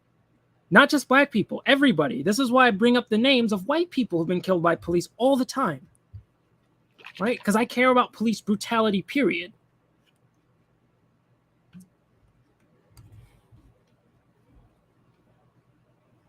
All right, yeah, you're right. Because I didn't say all police were racist. The institution of policing is weaponized. Absolutely, because they're the ones who enforce the systemically racist laws. But that doesn't mean individual police are racist. All right. Remember the white YouTubers donating to BLM and then say white silence is white? Bro, they don't care.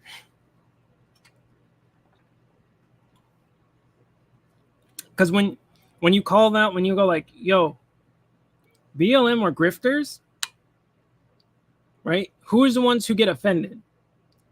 It's usually white liberals because black people are like, yeah, we know. We figured it out a long time ago.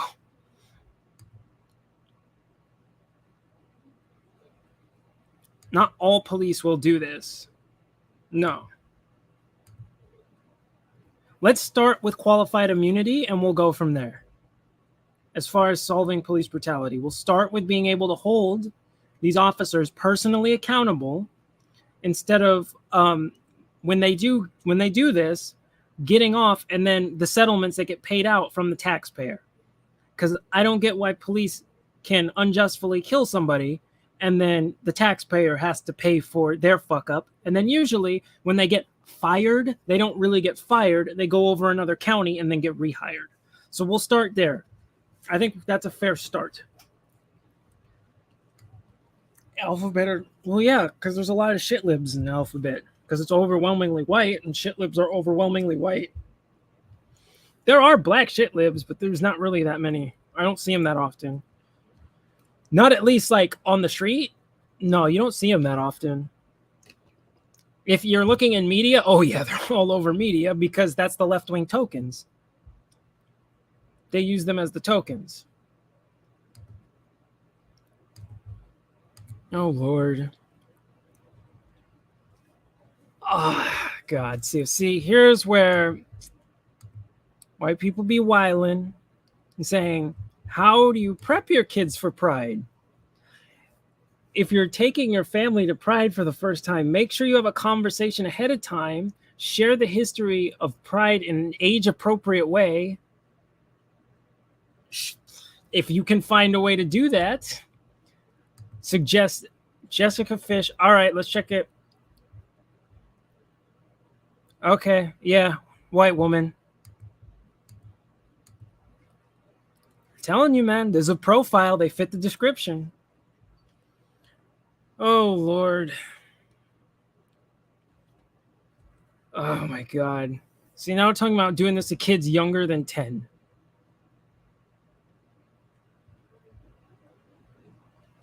Oh, Lord.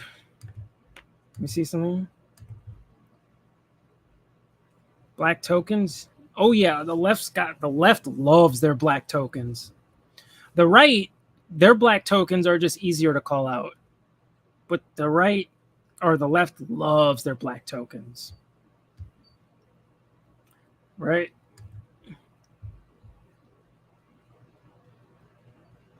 They switch what they believe all the time. No, that's what, like I said, that's what shit libs. And I don't know I don't have a name for the conservative equivalent because there is a conservative equivalent. I don't have the name for it, but that's what shit libs do. Whatever the popular issue of the day is, that's what they care about so much. And it just, anytime, the second the media says, this is the issue, the old issue goes out the window. And I've said this, they have no core identity politically because they don't actually have core beliefs. They switch it up on a dime. So like an example I gave was COVID and BLM. So what they would do is all the neolibs were showing up for BLM. They weren't doing anything for black people. They thought giving money to a grifting organization was doing something. They're saying how we have to elevate black voices and everything. Then COVID hits, and then it turns out black people don't like vax mandates because it disproportionately hurts black wealth because they weren't interested in getting vaccinated. And in places like New York, they were trying to close your business or say your customers couldn't come in if they were non-vaccinated. BLM in New York protested this, and the media attacked them because there were some Trump guys with them.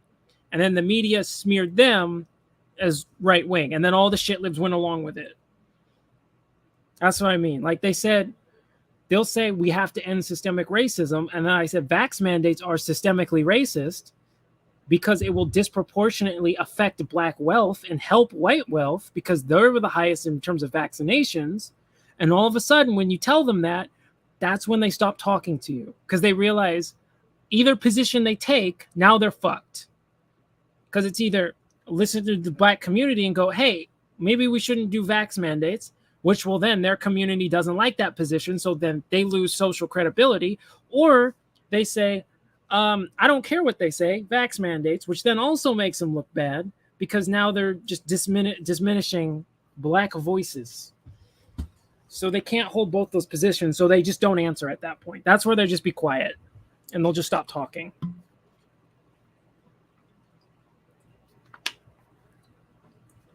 because they don't care.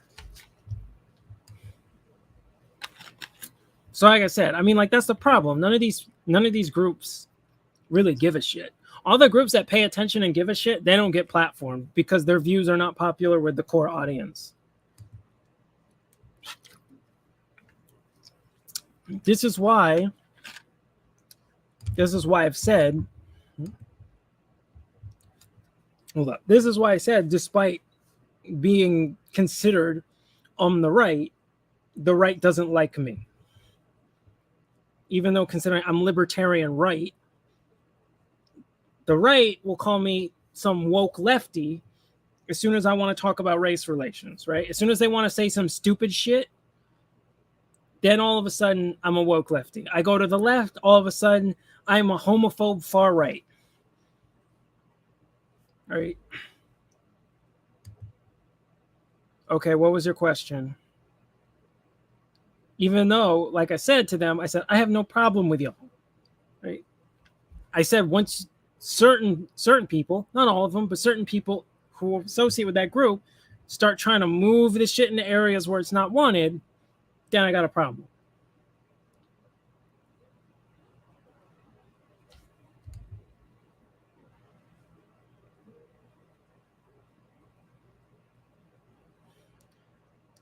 Do you believe there would be, okay, you're doing it again.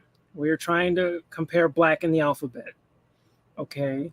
And 2, no. No, I don't, because when the alphabet complains about something, they get it.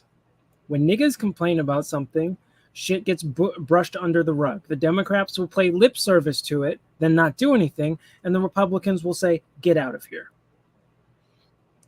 Okay?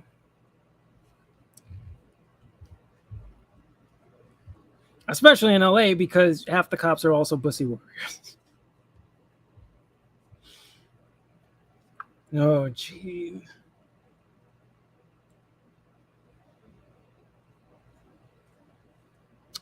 Okay, where is it? I did have... No, not that one. No, not that one. Yeah, thank you. That's what I keep trying to explain. Stop doing this. Trying to make race and sexuality the same. Y'all can't even get your own shit straight, okay? Because as far as your own acronym goes, T and I don't even make sense in that acronym, okay? So you don't want to expand to race, and y'all can't even get your own shit in order. All right? Because as far as trans and intersex, that doesn't even make any fucking sense in the context of what your movement is. Because y'all keep making it about sexuality, and those aren't sexuality. So before you can't even get your own letter straight, don't start trying to bring race into this. I don't know why they do this, bro. Everyone in this country, man, they love to jump on black suffering. They love to get on it and fucking make it their own. Right? And the right does it too. I mean, you'll see clowns like Matt Walsh saying that a drag is equivalent to blackface, which is one of the most insanely disrespectful things I've heard. That is insanely racist. To even compare those two, because we all know the history and the intent behind those two things are exactly the same, right?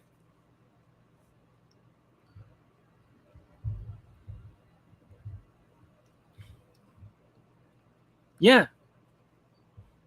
Their own community is a mess, right? Because like I said, they have their own issues with like turfs and stuff, right? They got to get their own stuff together and stop trying to worry about what's going on with other races and trying to get involved in their issues. Solve your own issues, get your own acronym straight, then maybe, not really, we will talk. The Jubilees videos, they do it on ranking people on levels of liberalism and conservatism. Really? Let me look that up. Make sure I get the right dude. All right, let me see.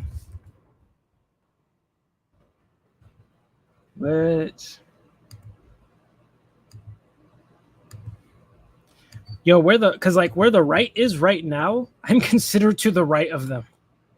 That's the crazy part. But they're so entrenched in their anti-black racism that apparently I become a woke lefty the second I say anything pro-black. That's how entrenched they are in it.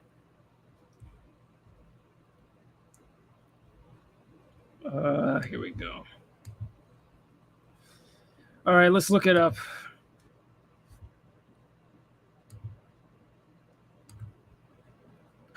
I can't believe I said what? I didn't say anything disrespectful about them.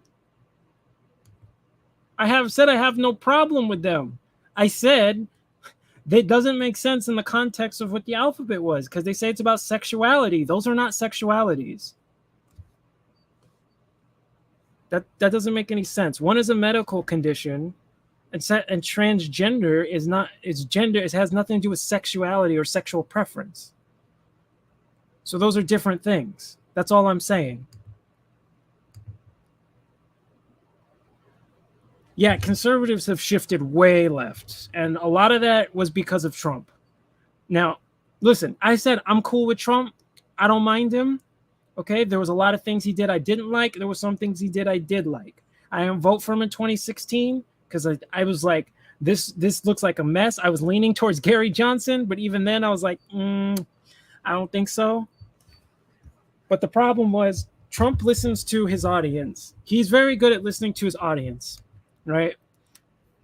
And Trump is a New York liberal. He's very liberal on his social views. He was only really conservative as far as really just economics, and even then not super conservative, but he's pretty conservative on economics.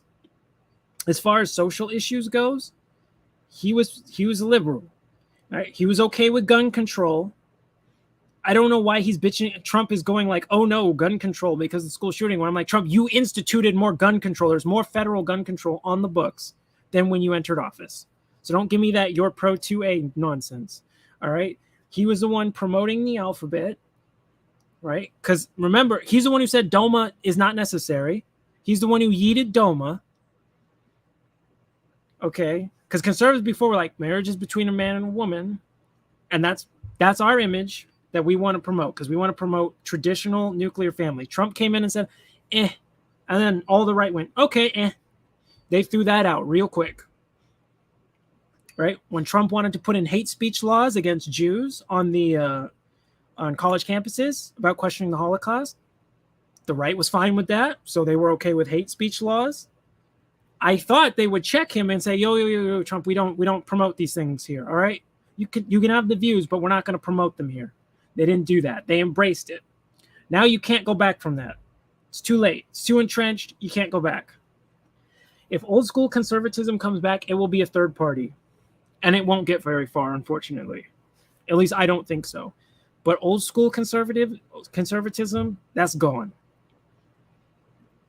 Who did we have before that? Bush? Bush wasn't even that conservative either. Oh, God, Bush was a war criminal. All different minorities. It doesn't mean we have the same struggles. Exactly. Right? Black communities have been targeted way differently than alphabet communities. There are way different laws and legislation over the past 400 years that specifically targeted Black people. That never happened to the alphabet. Those are different. Okay. I can't be anymore. Tired of seeing your point. I tried seeing your point, and in some ways I did, but I'll never agree on the issue that both the Black community and gay community are similar in the way they're judged. Because they're not. Is the alphabet going around being judged as thugs and criminals? Last time I checked, no. What kind of stereotypes are the alphabet portrayed in media? Because y'all always portrayed as like clean as shit, right? You're all like fucking clean, got all your shit straight, working. Maybe on TV you got an adopted kid and everything. Well, how do niggas get portrayed? Majority of the time, what do you get to do? Thug, criminal, athlete, drug dealer? That's like what you get most of the time. That's what you get to start to. The media portrayals and stereotypes, just look at them, between the alphabet and Black people are not even remotely similar. And again, I don't even know why we're comparing these two, because they're not the same. But then again, you also think for some reason the T and the I fit in your whole sexuality thing. That doesn't even make any sense. I don't get some of these dudes, y'all. See now that's the alphabet I don't like. All right, the ones that just want to do their thing, I don't have a single problem with you. You just want to do your thing on your own, everything, stay in the white communities and do that. Got no problem with you. Do your thing. Do your thing, bro. Live your best life. Don't bring that. Don't start trying to get on. Don't start trying to jump on black people's heads, saying like stand together. I was talking to someone with that, and they said, "Don't you think you should band together as minorities to be better?" And I'm like, no, because we have completely different issues that don't even relate, right? I don't want the alphabet showing up for reparations. What are you going to contribute? It's not your issue. Don't worry about it. We'll deal with it. I mean, Biden's talking about giving reparations to the alphabet. Did you all see that? That was a while ago. That was like 3 or 4 months ago. The T and the I, transgender and intersex. Which, as far as a coalition of sexualities, that doesn't make sense because those are not sexualities. Transgender is not a sexual preference, and intersex is a medical condition. Those are different things. Now, let me see. Where was the... I wanted to look at that video you were telling me about.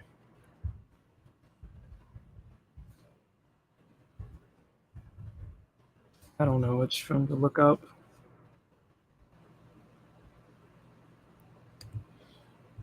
Thanks for... All right, Sing, was this the channel? Was it this one? No, because Biden will lip service reparations, but he will never follow through and act on it. Biden is one of the biggest destroyers of black lives of the past like 40, 50 years in America. He doesn't want to give black people reparations. Right? You think he cares, knows, or even cares about that there is a contract and a promise still there, never went away, that needs to be addressed? He doesn't care. And if he knows he doesn't care. This is the guy who thinks if you're not entitled to your vote, you're not black. Right? Okay, so this is the channel. All right. Was there a specific video? Because I can just do like tomorrow. You just do a what's it called? A stream on that. Because I would love to see where they post people relative to who's most far left. See, the hard thing is, do they do a political compass like do they do like the old school political compass? Because I actually don't really like that one. I think that one's kind of garbage. You know the one I'm talking about. I'll pull it up. There is no. Where is it? Just give me the damn picture of it.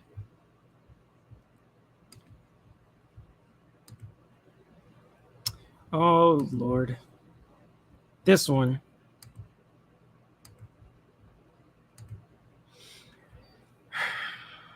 They do spectrums of the different conservatives.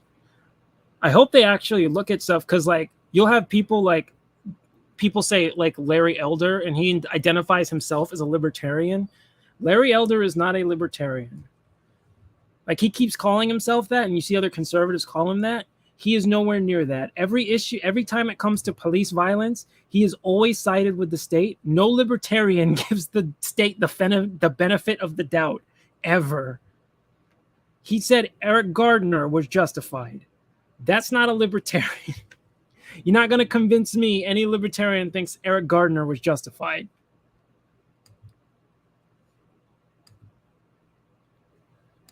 Oh, whoops. Damn it, I closed it.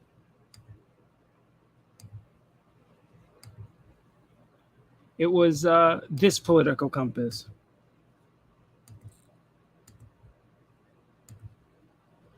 Is people ranking themselves from most to least conservative. Okay. Okay, because I was talking about this political compass.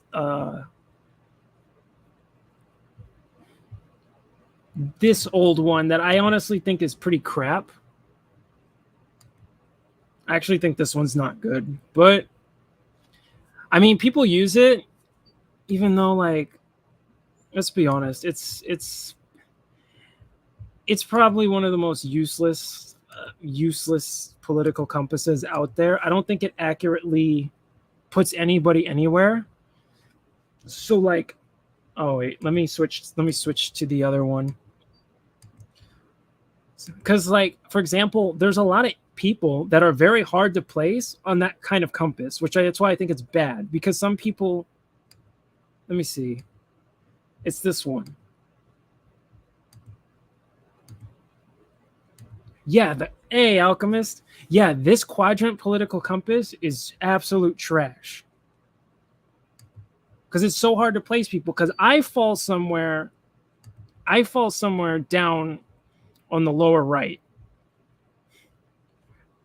But like, see, this is where I have, and then this is where I have trouble, where it's like shit libs are hard to place, right? I've always put them they're always hard authoritarian, but they're close to the center. They're kind of close to the center because shit libs will take right-wing positions when the left-wing media tells them take a right-wing position. The shit libs will all transition over to a right-wing position in 2 seconds. So that's why it's weird. That's why I'm like, I have no clue where to place them. So I think like authoritarian center is the best I can do.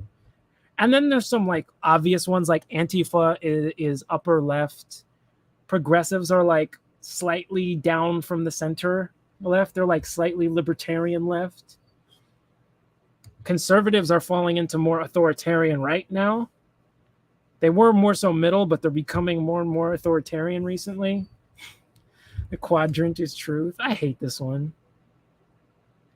Yeah, they're more cylindrical. There's also like the moral foundations test too. I think that one's a bit better. I had the does anyone remember there was a political compass test? There's like a super detailed one where it's more so like you have to take like, I think it was like 120 question tests, and then it gives you like an alignment. That one's better. And then you had the moral foundations ones too. What if you try the quadrant by yourself? What do you mean? Like if I tried it, I found that I'm lower right. I'm libertarian right.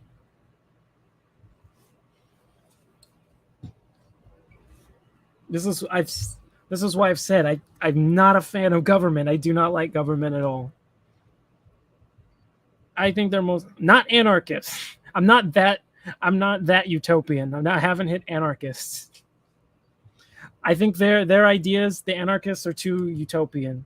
But I am sympathetic to right-wing anarchy, like the libertarian anarchy. I'm sympathetic to people like Michael Malice. I just think a lot of his views are very utopian. And my problem with some libertarians is that they've gone too far where they're going into anarchist territory. Like I'm not for open borders. Like I said, fuck that. I'm hard on immigration.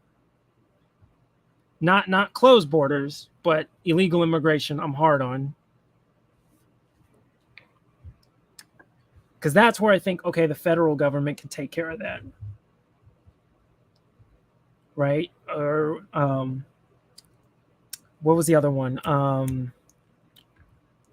What's the word? Like abortion. That's another one. You can be pro-life and libertarian, but it depends on your philosophy. See, that's where that also gets confusing. Because some people would say that would push you into authoritarian, but it doesn't, but that depends on your philosophy.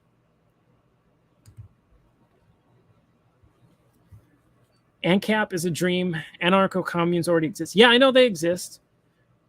I'm not saying anarcho-capitalism can't also work in small groups. I'm just saying as an overall government system, I don't see how that works. it takes a lot of assumptions. A lot of these things like communism, like for example, they work really well in small groups because there's communes all over LA. I've been invited to two. I was debating going there a long time ago, but then I was like, nah, I'm doing other stuff. I was like, I got no problem with that.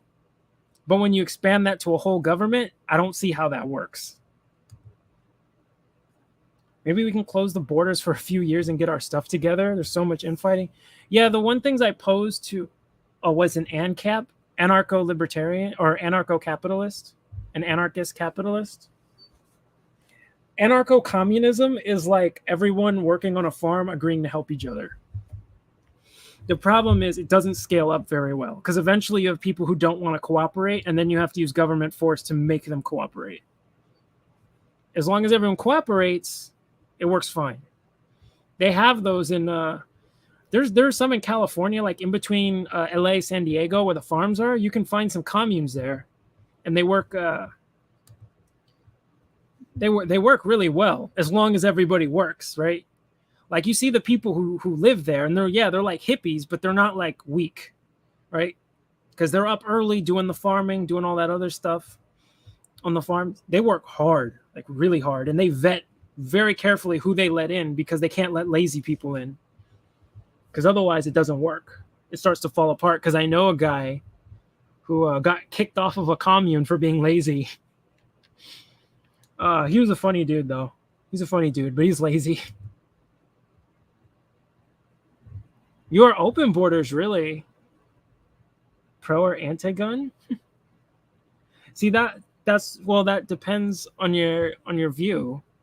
Like I said, open borders, libertarianism, I said is a utopian idea. Because I understand the argument of the open borders and letting people freely come in and out. Because, for labor, I understand that argument. I don't think it makes sense, and you can preserve, like I said, American culture and culture homogeneity with that model. I don't think that works. And the problem is your culture will fall apart, and it will cause a lot of fighting. As we've seen, a lot of illegal immigrants end up in poor communities. They often end up very close to black communities. The problem is, once there's enough of them, here's the issue. Right? I said this, you'll have a young black kid trying to get on his feet, maybe. Poor young black kid, 16, 17, trying to get on his feet, needs to get extra money for his family. He wants to go work at Wendy's. He doesn't know Spanish. He now cannot get an entry-level job at Wendy's because he doesn't know Spanish. Right? I'm not okay with that. And the shitty inner-city schools don't teach it. I'm not okay with that. I'm not okay with saying for just a base level, low skill job, you have to know a second language that's not native to the country. I don't like that. And that's who it affects. I have nothing against the people who come here and like start businesses and stuff or whatever. If I was vetting people, I would say, okay, I understand deporting all the millions of people is a pipe dream that's not obtainable. But I definitely think there are some people that can be made an example out of and say, we're not doing this anymore. Okay? Like if you own a business here, you're working here, you're making money, I got no problem with you. All right? I just want to cut that shit off now. I think fine, you can get your citizenship because deporting 13 million people that's an insane undertaking. That's not feasible, but we can stop now. Our culture already has fallen apart. Yeah, but it depends where it is, right? That's why I was making fun of white culture, because white culture is causing a lot of this degradation, right? The sexualization of children, and as an example, and like I said, allowing sex crimes to happen or treating them with kid gloves seems to be a symptom of white culture. And it seems to be trying to spread to other cultures where they don't do that.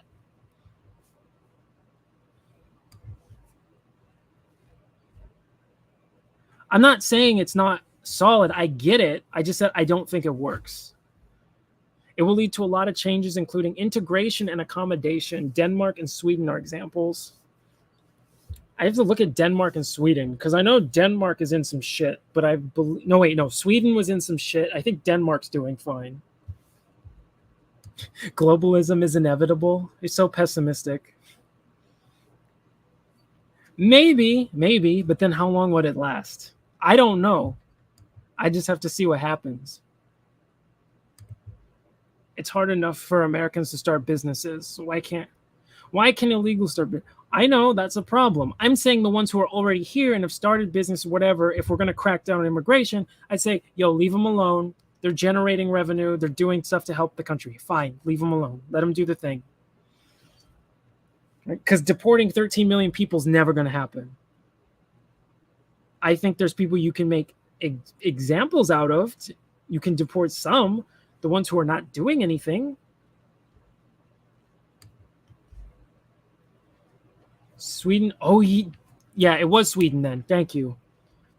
Movement coming up similar to Ukraine. Yes, I remember seeing that.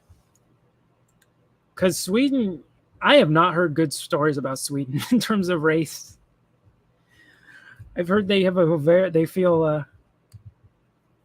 very white supremacy.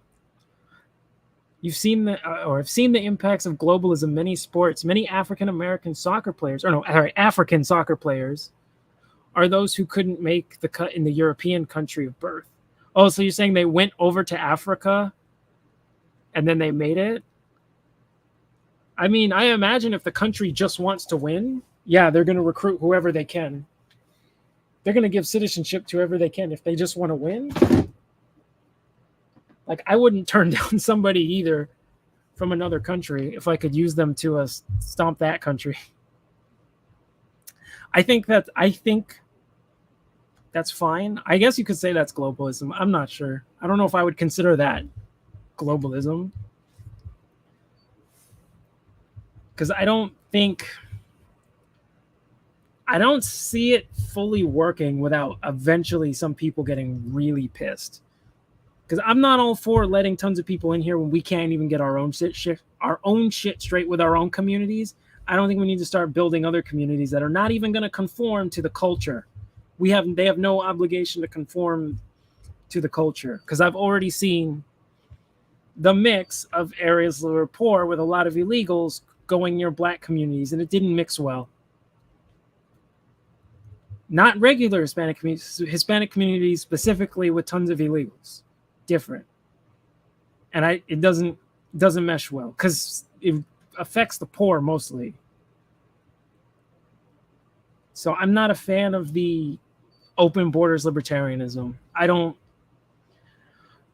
For economics, I see how it works. As far as culture, preserving culture, I don't think it works. Globalism travels one way. Maybe through a technocracy, then yeah.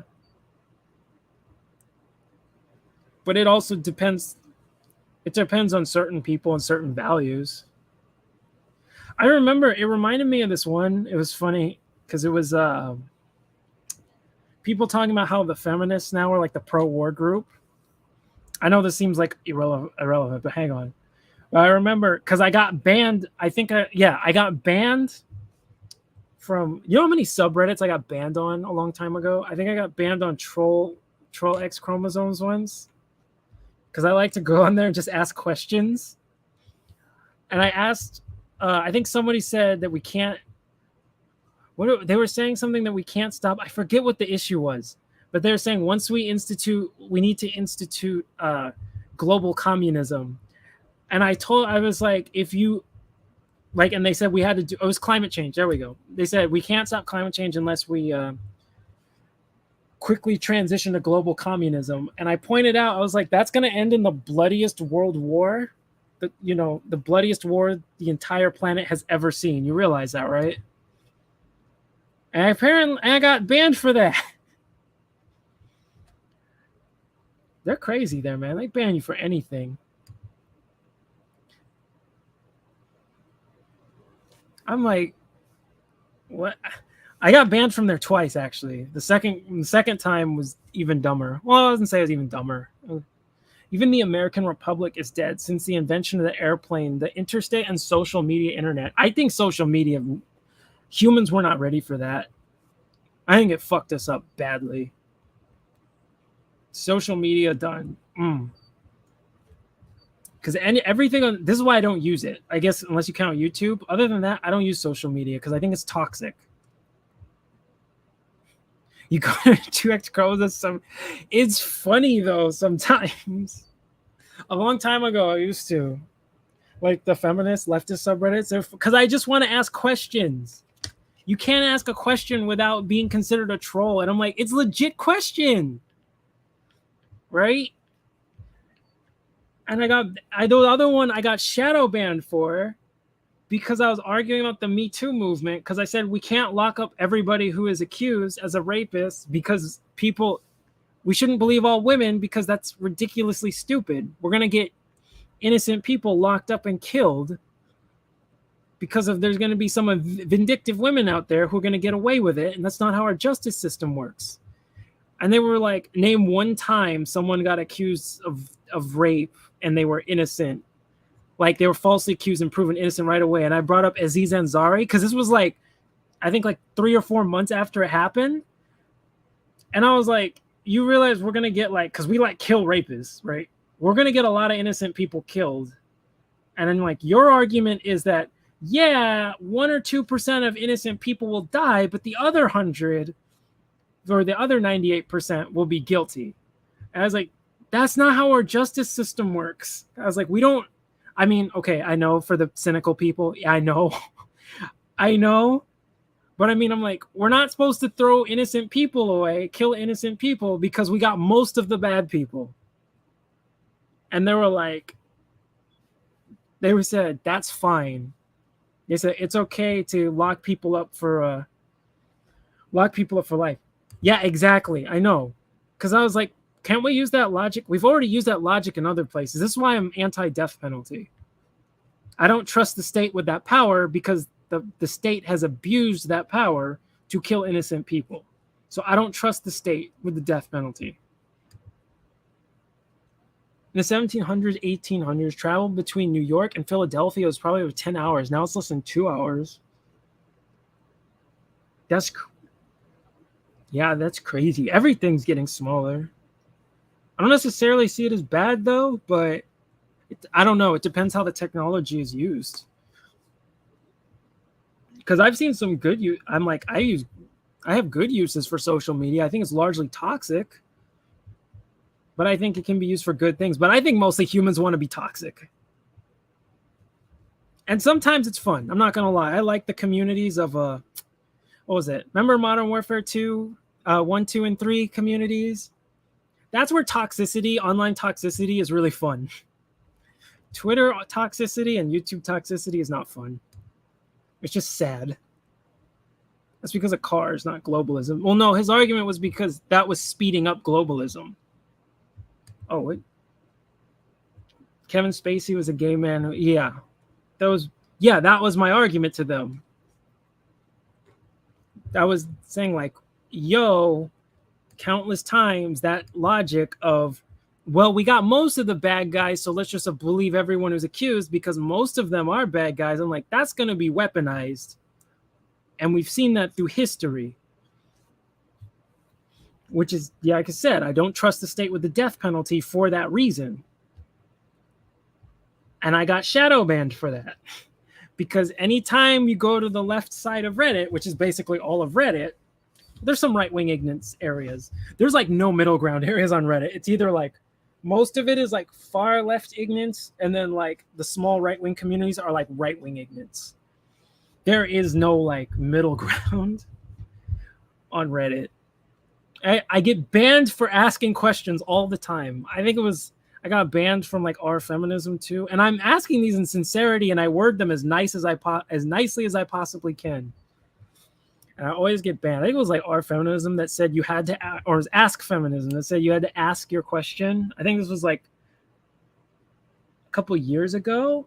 They said you have to ask your question through a feminist lens, and I was like, wait, why?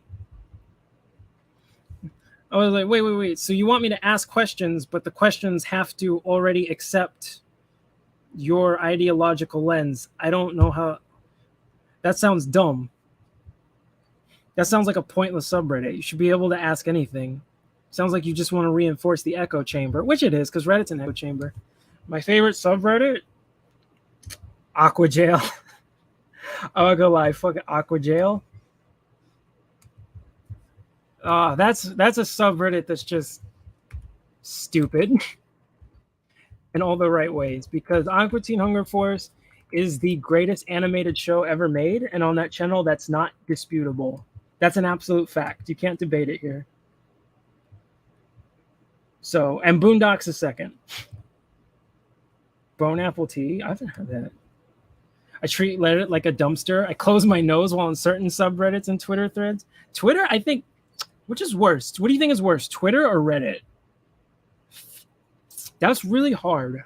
I think Twitter's more. I want to say Twitter's worse because more actual political discussion and actual influence goes on in Twitter. But Reddit is also just as toxic.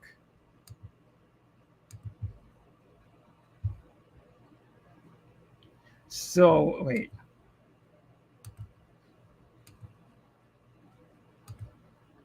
Look it up. Bone Apple Tea?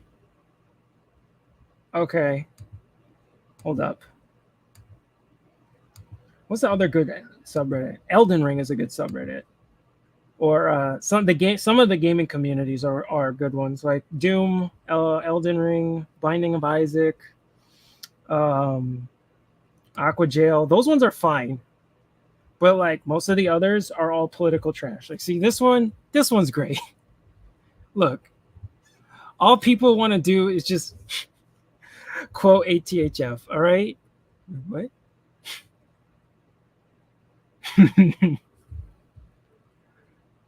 See, this is harmless fun. There are good parts of Reddit.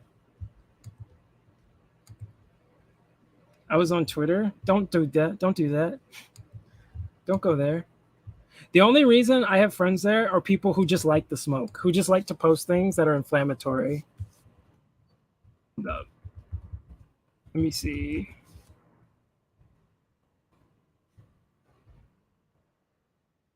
Hey, is this something stupid?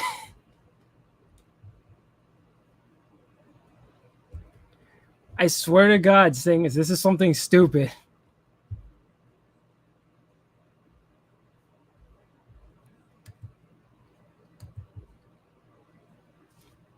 This looks nasty. Grandmas are on Twitter. They haven't found Reddit yet. I don't think they know how to use Reddit.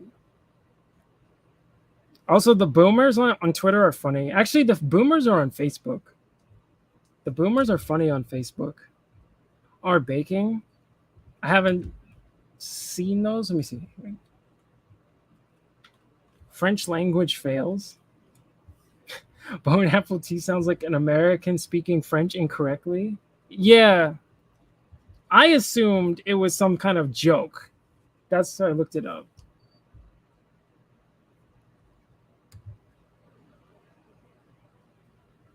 Yeah, I can speak Japanese.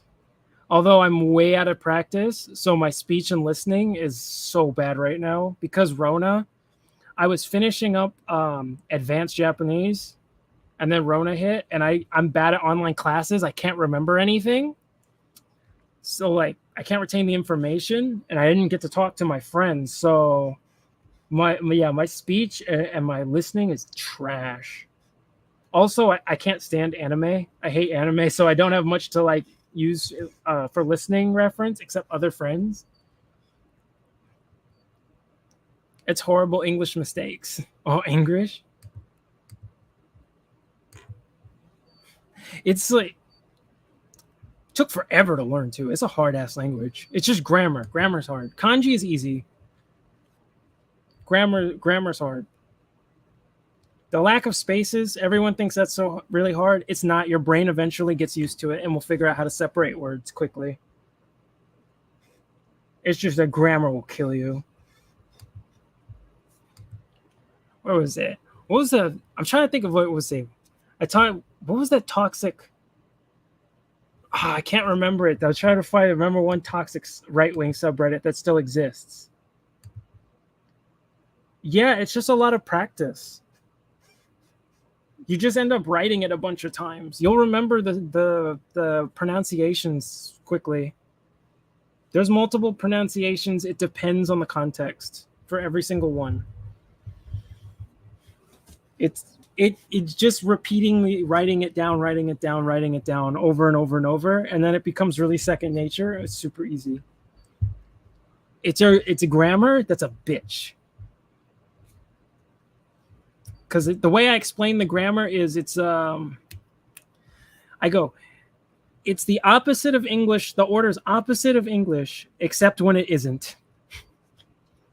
That's annoying. That and no future tense. There's no future tense. That's actually annoying too. Are Oz toxic? Dog worshippers who hate? Yeah, I noticed that on Reddit. Like, everybody hates children on Reddit. What is their deal with children? I mean, if they don't want children, fine. But I noticed it was like Reddit. It seems like the area where circle jerks always take place, not Twitter. Twitter has a lot of arguments all the time.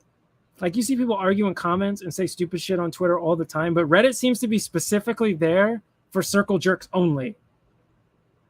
I noticed that, like, because so many subreddits before in like 2015, 2016, all I did was go asking questions and I got banned from so many. Yeah, I noticed that too. I don't know what's up with them. That's just it. Like I said, it's a circle jerk. They don't like when it comes to subreddit or Reddit in general. That's the area where dissent, like any kind of dissent from that group, is not tolerated, and you'll get banned for anything. You speak out once, you're either banned or shadow banned if you say anything.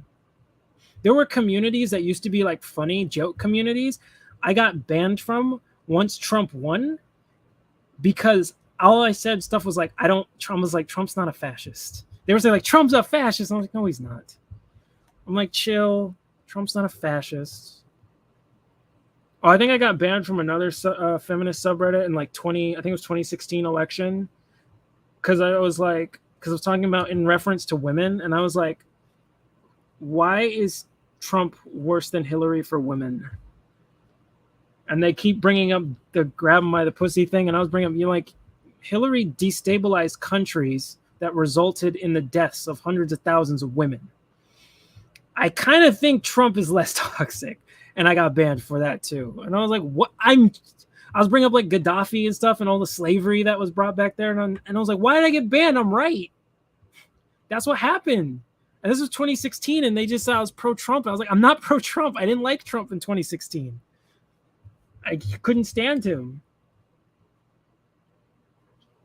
Trending topics are all curated on. So yeah, certain ones will get taken down.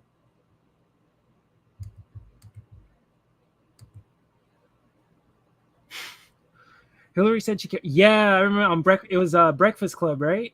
Where they're like, are you pandering? And she was like, is it working? I remember that. That was like, whoa. She wasn't even hiding it. She was like, you're like, hey, you niggas like hot sauce, right?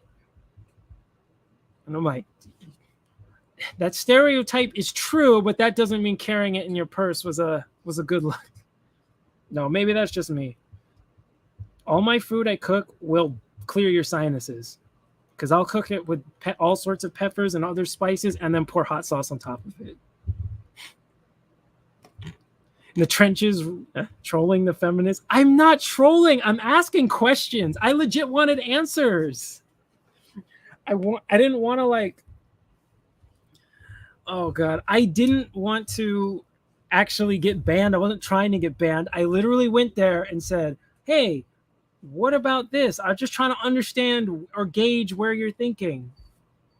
I remember when the manosphere was allowed on Reddit. That was hilarious. The manosphere was hilarious. The only way I describe the manosphere is the blind leading the blind. That was hilarious back in the day. She probably you're not from Russia. Shut up. Although I wouldn't be surprised, the same way she puts on her accents at specific times, which I always found funny because it was like she kept doing it in the internet age. And it's like, woman, we can see you don't talk like that. Everyone knows you don't talk that. The MGTOW. Okay, MGTOW is bussy propaganda. As far as I'm concerned, MGTOW is alphabet. That's just that conversion step, right? Because I remember when I first found out about MGTOW, and I was like, that sounds like some gay shit.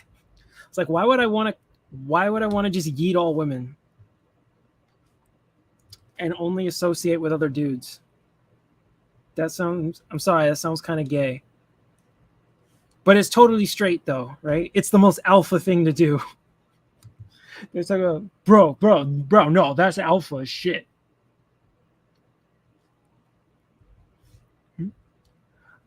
I support the MGTOW men. Let them go. Okay, yeah, let them take themselves out of the.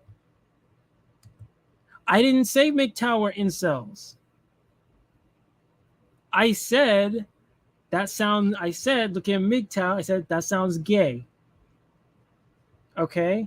I think MGTOW are less gay than incels. Or I think incels are less gay than MGTOW. I think there's a difference between trying to actively not associate with women because your butt hurt because you go for low quality women, and a difference between you can't get a woman. I think those are different. Because I never liked MGTOW. I always thought they were weird. And the Manosphere, remember when the Red Pill subreddit was around? They were weird. They were super racist too. I got called a coal burner from them like a bunch of times. Or not me, but my girlfriend did at the time. Because I had a mixed girlfriend, but she looked white. I had two people there refer to her as a coal burner. And I was like, damn, you all fucking mad. A lot of angry white ignorance there. A lot of angry white ignorance.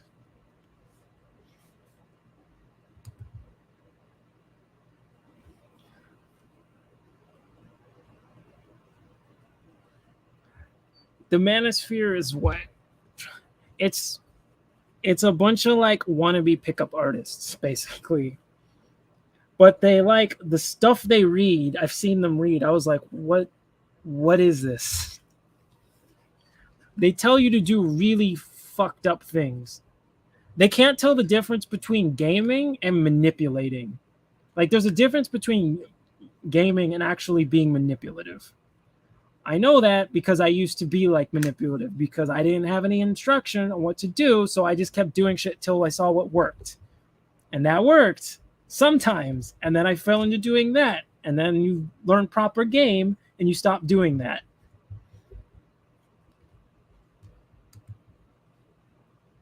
I know. I am aware of that. I'm just saying what I've seen is mostly bussy propaganda. Okay, that's not helping.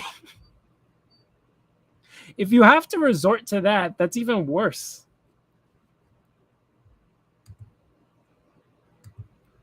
Game is not manipulation. Game is presenting your best self. You and MGTOW? I don't know. No. There's a difference between actively like persuading somebody and manipulating somebody. There's a difference between trying to find someone. So like, for example, there's a difference between trying to find sensitive topics for someone or emotional openings on someone you can use later as leverage to get them to do what you want, and trying to present your best self to this person to get them to get a better impression of maybe who you actually are, which is closer to what game is. Or that is what it is. Manipulation is different.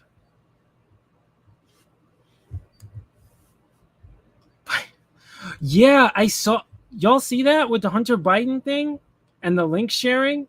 And when I saw that, and I'm like, okay, first of all, they were sharing numbers. So I want to know who was the one who sent the porn link thing. And then like I'm also worried because I was like, yo, him sending like the Pornhub thing to his dad, I was like, that's what's it called? I was like, yo, that's a sign of sexual abuse. And I was like, yeah, something tells me Biden sexually abused his kids. I mean, we already see how he treats other people's kids. Imagine how he treats his own kids. Oh, Destiny had the debate with the Playing the Fire. I actually don't know Playing the Fire. It's a good debate. I don't know. I haven't seen Destiny try. I don't see. I'm sure he can get it. I mean, I'm pretty sure. He hooked up with Lauren Southern. If you saw the video of them together, I'm like, yo, they hooked up.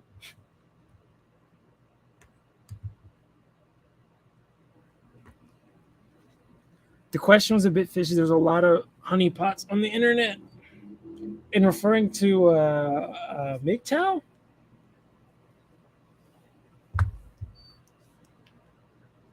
Is there? See if I can find that story. I was talking about. Yeah, now I'm confused. What were we referring to?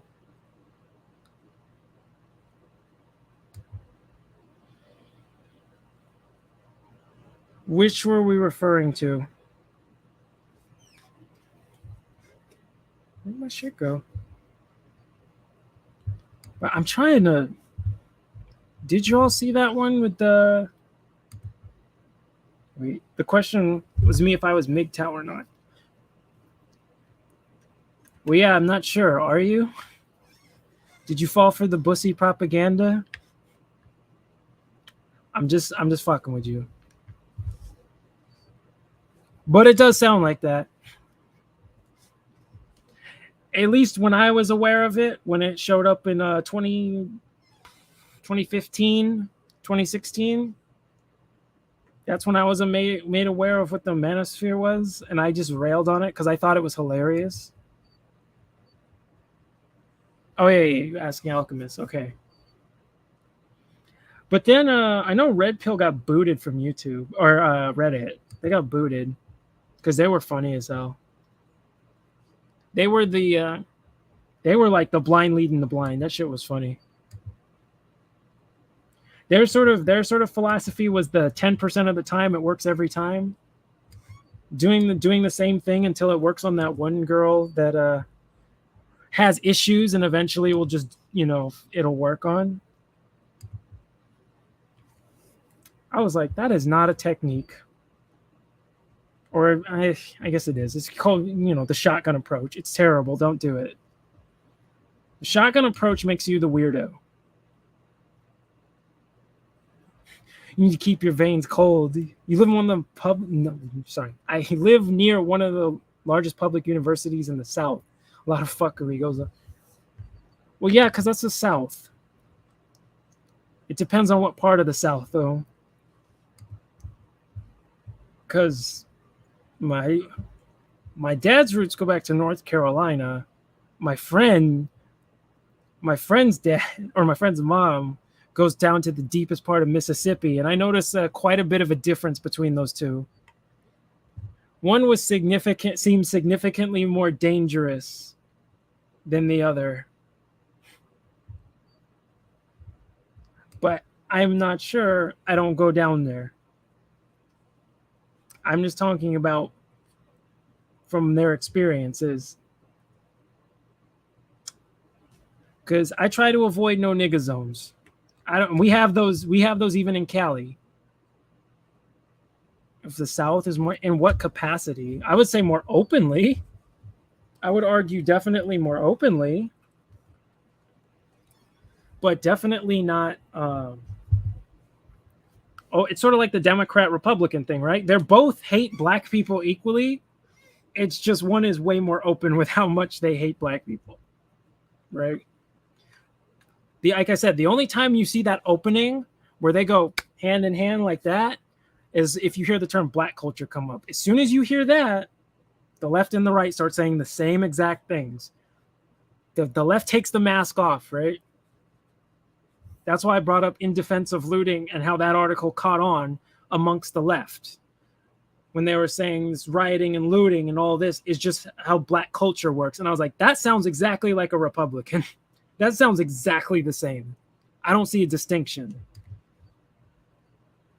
Yeah, most schools are filled with shit libs. I don't think there are many that aren't. But I think it depends. There's not many like actual conservative schools, and conservatives have their own version of shit libs. I just don't know what to call them.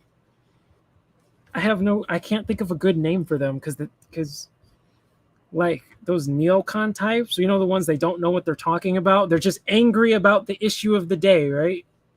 It's like kind of the same thing, except the only difference is like shit libs all try to one up each other until it causes like some sort of widespread, not widespread necessarily, but you get what I mean, some kind of destruction. Whereas like the conservative equivalent is just like they scream and cry about CRT or something and they have no clue what it is. Because you see, like, trying to think of like an example of the two polar opposites, but the same thing, but polar opposites. Not really shit lips though. I almost had one because I was gonna say like Tim Pool and Bosch because I was like they're really similar. A lot of what they do is really, really similar. It's just from different ends. The only difference is I think Vosh is a grifter and I think Tim's a blind ideologue to whatever to anything he perceives as woke. He's anti that, no matter what. But they essentially do the same exact thing from different ends of the spectrum. They manipulate stupid people. Meghan McCain and HW, yeah, from Lindsey Graham. Lindsey Graham just wants to show for Israel.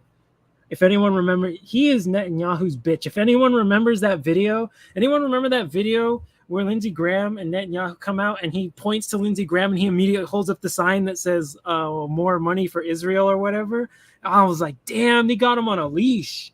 I was like, what does he have on you? He's got to have something on him because I'm like, damn, he made him look like a bitch. Remember when Crenshaw was cool? Crenshaw Boulevard? There's still tons of cool stuff there. What are you talking about? Just don't go there on Sunday nights. Like late nights, because that's where the street races happen. Yeah, right? That was crazy. I was like, he's got to have something on him, right? He's got some kind of... I know Lindsey Graham is like a neocon warmonger, but I'm like, yo, he's got to have something on him. He's got to have some kind of like dirt on him or something. Oh, Dan Crenshaw. I thought you were talking about Crenshaw Boulevard for some reason. Dan Crenshaw? Fuck Dan Crenshaw, bro. He is a fraud. Remember when he yelled at that 12-year-old girl because that 12-year-old girl called him out because he fucking tried to call Jesus a fictional character? And then he snapped at that 12-year-old, even though he actually did say that. He'd said it on a podcast. And I was like, yo, someone came off as way too defensive because you did say that. And you try and go, how dare you question my faith? And I'm like, bitch, shut up. You're doing that for the cameras. Bro, what you said was truthful. You snapped because you knew that was bad for your campaign. If it got out, you said that. Stop trying to act like you're offended. Wait, what? What are you talking about? I have to see. Yeah, Dan Crenshaw, the real life Solid Snake. And I don't mean that as an insult. That's not an insult in any way. He actually is the real life Solid Snake. That's actually cool. Other than that, fuck Dan Crenshaw. He's authoritarian right.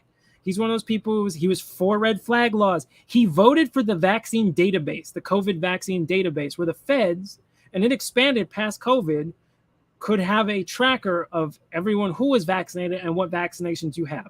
Crenshaw voted for that. All right? He is a neocon. What do you think of the Republican Party and the existing factions in the party? Republican Party is a fucking mess. I don't know. It can't be salvaged until either everyone, the whole neocon, and this whole crap has to go. But then I'm like, you can't, because the Republican Party, the mainstream Republican Party, has moved too much to the left, and you can't go back because they kind of let too many groups in. They wanted to be the big tent party. That was a mistake, and that was kind of Trump's fault, to be honest. Oh yeah, I can't stand DeSantis. I think though, I'm trying to think like, because as far as Republican Party, we can't. There's not really any pro-black people we can get in. The closest we had was Trump, and we saw that cost him white voters. Just that small outreach. Cost him white voters. So I'm like, I don't know what I can do with this, because you see the Republican Party openly being racist towards black people. So I don't know what I can do with that. Democrats already do that shit openly. They just dress it up a little bit. So I'm like, unless something gets addressed, there's going to be some serious issues. And as far as DeSantis goes, I don't like DeSantis either. He annoys me. I said his bill that allowed people to sue companies that forced you to get vaccinated or whatever, and you had a bad reaction, saying you could sue the company and hold them liable. I said that was okay. And the parental rights in education, I said was okay. Other than that, everything DeSantis does is fucking retarded. His little anti-CRT bill, it was not anti-CRT. It literally banned history. If you look at it, it didn't say CRT. It banned, I believe it was topics that would make certain groups of kids uncomfortable, but like by group. And I'm like, that is way too vague. That can be anything. And who is that bill targeting? Because I don't think there's little black kids who are complaining about history making them uncomfortable. I think that's for white parents who don't want to hear about this country's history. Right? Because it didn't say CRT. Right? I have my criticisms of CRT. But that wasn't it. I know, and the Republicans were the party of reparations. So I don't know what your point is there. They were. I'm not disagreeing the Dems haven't changed. I just don't like saying, I don't like weaponizing their past against them if Republicans don't want to live up to their past. I don't think that's a good argument. Because I said, if you want to bring that up, that they were the slaveholders and the Klansmen and everything, okay, then Republicans live up to being the party of Lincoln and be for reparations. Why are Republicans okay with pro-Hispanic and pro-Asian but not pro-black? Because anti-blackness is seriously ingrained in this country and how we're taught. So the issue is when other groups come out, and honestly, to be honest, they're not that pro-Hispanic, because with all the illegals coming over, if Republicans actually held the social issues and didn't come off as super racist all the time, I guarantee you they would blow up their Hispanic voter base, including illegals. It's just their problem is they come off as super racist, but they're not really anti-Hispanic. It's more so anti-black, specifically. So like I said, I think the majority of the white base, they have an issue when I say being racist. It's specifically mostly anti-black racism, right? Because when he gives offers to Asian communities, Biden going stop Asian hate right after the white supremacist terrorist attack. Where was this big push to end white supremacy? None. It's all, but we're going to keep pushing stop Asian hate and stop Jewish hate. There was bipartisan bills about that immediately after this stuff was happening. Even though black hate crimes went up too, nothing happened. My state legislature is trying to pass a bill that would punish doctors that perform abortions. Well, depending on the context, controversial, I'm okay with that. Like I said, even though I'm libertarian, I'm very pro-life, but that's because that depends on your philosophy. Because pro-life libertarianism isn't a contradiction. Some say it is, but it's actually not. It depends on your philosophy of life. Yeah, DeSantis is a fucking clown. I can't stand him. He's super annoying. Remember, I made a video about it where he couldn't just condemn neo-Nazis, where actual neo-Nazis came up. They're holding the signs up and everything. They had the armbands on. And DeSantis couldn't just say Nazis are bad. He just referred to them as those assholes. And I'm like, no, they were specific kinds of assholes. What were they, DeSantis? And he then tried to deflect to the left. And I was like, whoa, it's kind of suspicious there, my dude. Why couldn't you just condemn him? Lucas did a video on the anti-CRT bill. Hey, hearing about slavery makes me uncomfortable. I don't like hearing about how we were treated like shit. Yeah, I don't like when I had to look into the history and I was learning it. Yeah, it's disturbing as shit when you see those pictures and how we were just slaughtered for nothing because, like I said, chattel slavery was very unique in its form of brutality, something we don't like to teach because we just like to call slavery slavery. And it's like, no, they were not all the same. Chattel slavery was unique in terms it was infamous for its brutality relative to other places that had slaves. So we don't even teach people who ended slavery. We keep saying, you know, white people did it first. You know, Britain did it first, right? Right? And that's not true. Haitians did it first. Haitians did it 3 years before the British. That's not taught because we're taught British people did it because we have to be taught, hey, white people stopped this. I remember who was Daryl Davis and Tim Pool arguing this. And of course, because fucking Tim's an idiot, he just didn't like that he considered Daryl Davis woke, even though he wasn't being woke. And I thought Daryl was saying some goofy stuff on there too, when he was saying reparations should be about like education vouchers. And I was like, that's not what that contract says. But he was bringing some of this stuff up and he was just being combative with him over it. He was comparing it to other groups and said, why is there no push to end reparations for Native Americans? Why is there no big push? Why is it when we bring up black issues and black history and all this, why is it now you're getting combative? And he couldn't understand the point he was trying to make. He didn't understand the point he was trying to make. He just kept trying to deflect to something else. But I mean, that's what he does. He's kind of a fucking idiot who does that. Whenever he gets checked on something he doesn't know, like Tim Pool, he has a tell. When he's lying, he has a tell when he's lying or he's being dishonest about something, which he was with Daryl Davis over and over and over. He either stutters or he quickly tries to go, I don't want to get into it too much. Whenever he does that, he's lying about something. The problem with CRT is that the teachers teaching those topics are insisting on their shit. Yes, thank you. Because I don't like the whole trying to phrase it as all white people versus all black people, which that comes from the Marxist side of CRT, which is in there because I've read some of the books. They do openly say that this is inspired by Marx and Gramsci, like Antonio Gramsci. They do bring that up. I'm not a fan of that part of trying to do the whole all black versus all white, all oppressors versus all oppressed. I'm not a fan of that because I don't think that helps. But there is accurate history in there. That's the problem. There's accurate history in there that talks about stuff like the legal system and how, even though it says it was made for all people, it was used to be weaponized against black people. Which it was. They made all sorts of exceptions and special rules to make sure they could weaponize things like the Constitution, Bill of Rights against black people. That stuff in there is accurate. And that other stuff, the more like hardcore black versus white stuff, I'm not a fan of. I don't really like that part. Because as we've seen, it makes a lot of white people extremely hostile and defensive. And I'm like, I understand from their perspective, I can see why they're getting hostile and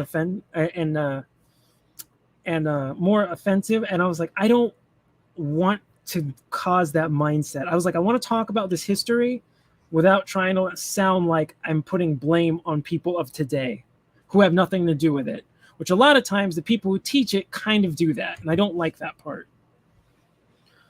GOP won an election in South Texas, which is heavily Hispanic.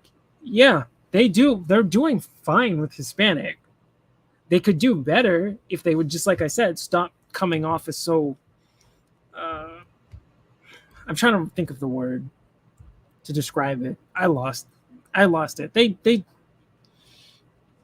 It's like a lot of the appeal from conservatives to a lot of more Hispanic areas was their social views, but a lot of conservatives abandoned the social views. So I wonder how many Hispanics sit out of voting because if you want old school traditional social views, you can't go to the Republicans, and you sure as hell can't go to the Democrats. So because Republicans went full pro-alphabet, and DeSantis, yeah, Haitians abolished slavery, and I think during the Haitian Revolution of, I think it was 1803 or somewhere between 1800 and 1803, and they were considered the first to abolish slavery. And then Britain did it about 3 years later. But we're not taught that in schools because we have to be taught white exceptionalism. Chattel slavery or chattel slavery. What do you mean by chattel slavery? Why do we expect the oppressor to teach our history? I understand. It was like the U.S. government was the one doing it, and then they expect the U.S. government to teach us the history? They cover up the Mafa. We don't even talk about that. That is not even discussed in American schools. And I'm like, a genocide of 20 million people just brushed over. Like, we don't even talk about that. That's crazy. But we'll spend months on the Holocaust. But America partaking in a genocide, we don't talk about that. 2, actually. There was 2. Talking with a white friend today about how the right ignores white supremacy and makes all white people look bad. Like, Tucker made everyone sus of all his viewers. He did that especially with Buffalo. Buffalo, he played his hand, man. He showed exactly who he is with Buffalo, man. He hardcore with just everything he was saying about the Buffalo shooting was a lie, and then he tried to make it race neutral, and he even threw out all lives matter. That is insane to me. He said, he was saying, if I could pull up the video again, I could, but he was talking about how, like, how it wasn't a manifesto, it wasn't coherent, he was just mentally ill. He tried everything to take it away from white supremacy, and he wouldn't say the word white supremacy. And I'm like, it sounds like you're covering for this dude, because I don't remember you covering Waukesha this way. I don't remember you covering Frank James this way. As soon as it was Frank James, who was a white supremacist, by the way, y'all wanted to bring up that one video of him that was clipped out of context to make it look like he was a black supremacist, which he wasn't. That's insane to me. I'm like, yeah, Tucker Carlson is absolute trash.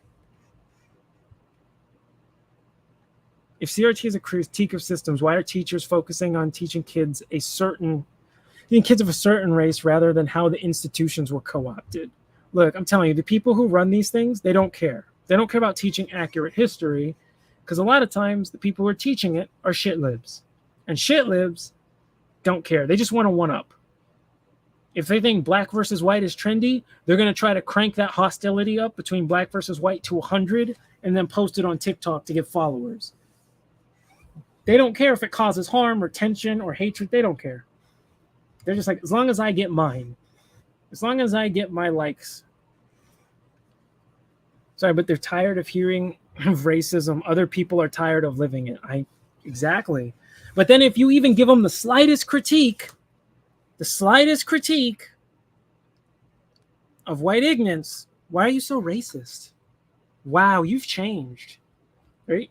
You're such a, like, right? All of a sudden, you're the huge racist. This is why you have people, idiots like Matt Walsh, saying Karen is a racial slur towards white women when it's not.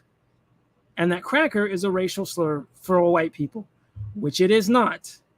It refers to a very specific type of white person.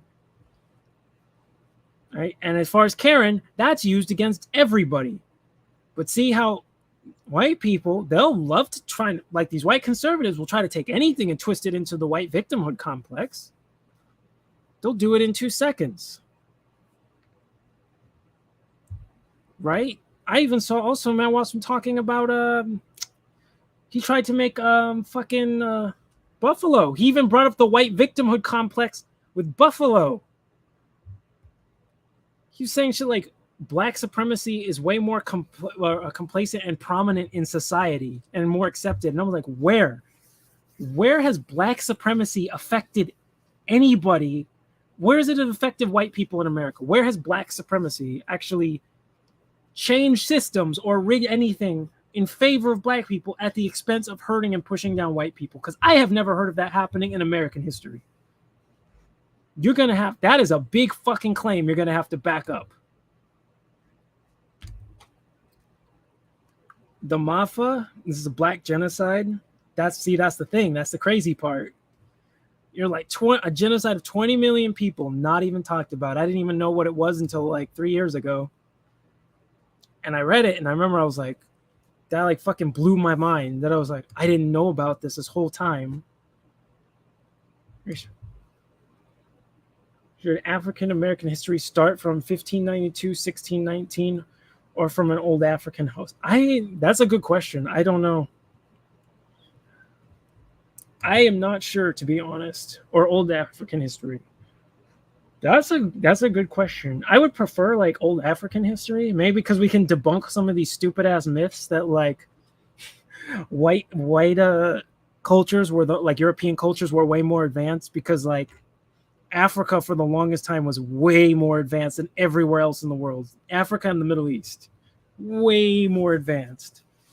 But we don't talk about that because that gets buried because we have to go back to white exceptionalism and then go, everything created on the modern day is made by white people. And it's like, that was built on the foundation of discoveries by who? And then you start to look into that and then go, oh. I remember I was arguing with a white supremacist about that. Because you remember he's saying something like to some progressives, some like anti-global warming progressives, and saying how like the concept of solar power was invented by white people and that you should be thankful to white people. And I was like, Arabs invented the concept of solar power, or wind power, wind power. It's like, yeah, Arabs invented that, not white people. I'm like, you didn't know that because you were taught a Eurocentric history. It starts when the first African got here. Well, that's debatable over when that was. So are you saying by boat or by, because there's even evidence of African explorers coming by the U.S. at one point. So now we have to talk about that. Get things more complicated.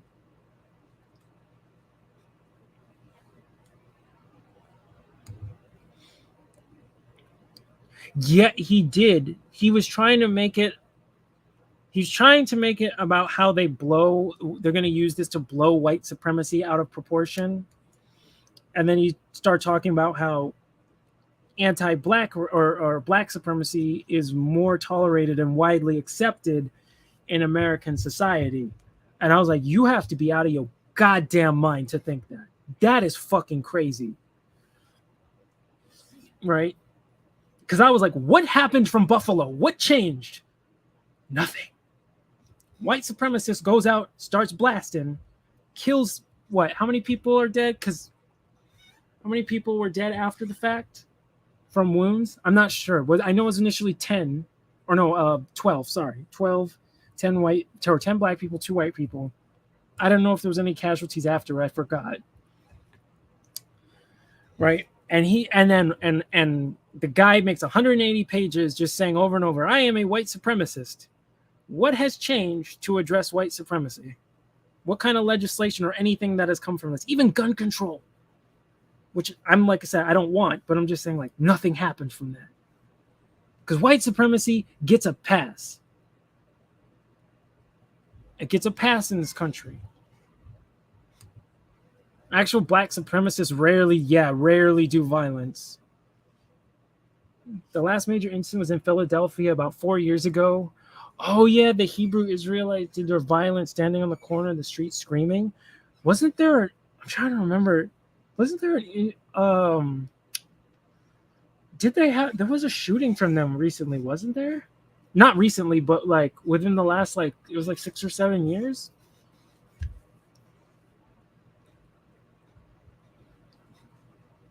And I'm like, yeah, when you see like black supremacists do actual like violence, it's pretty damn rare.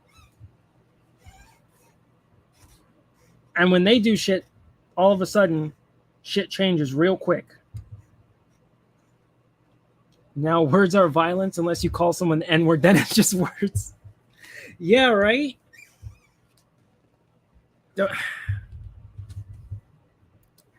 I swear, bro. Half the time when I see some of these conservatives complain about free speech, when they complain about someone throwing out the hard R and getting popped, in reality, it's they just want to say it without consequence.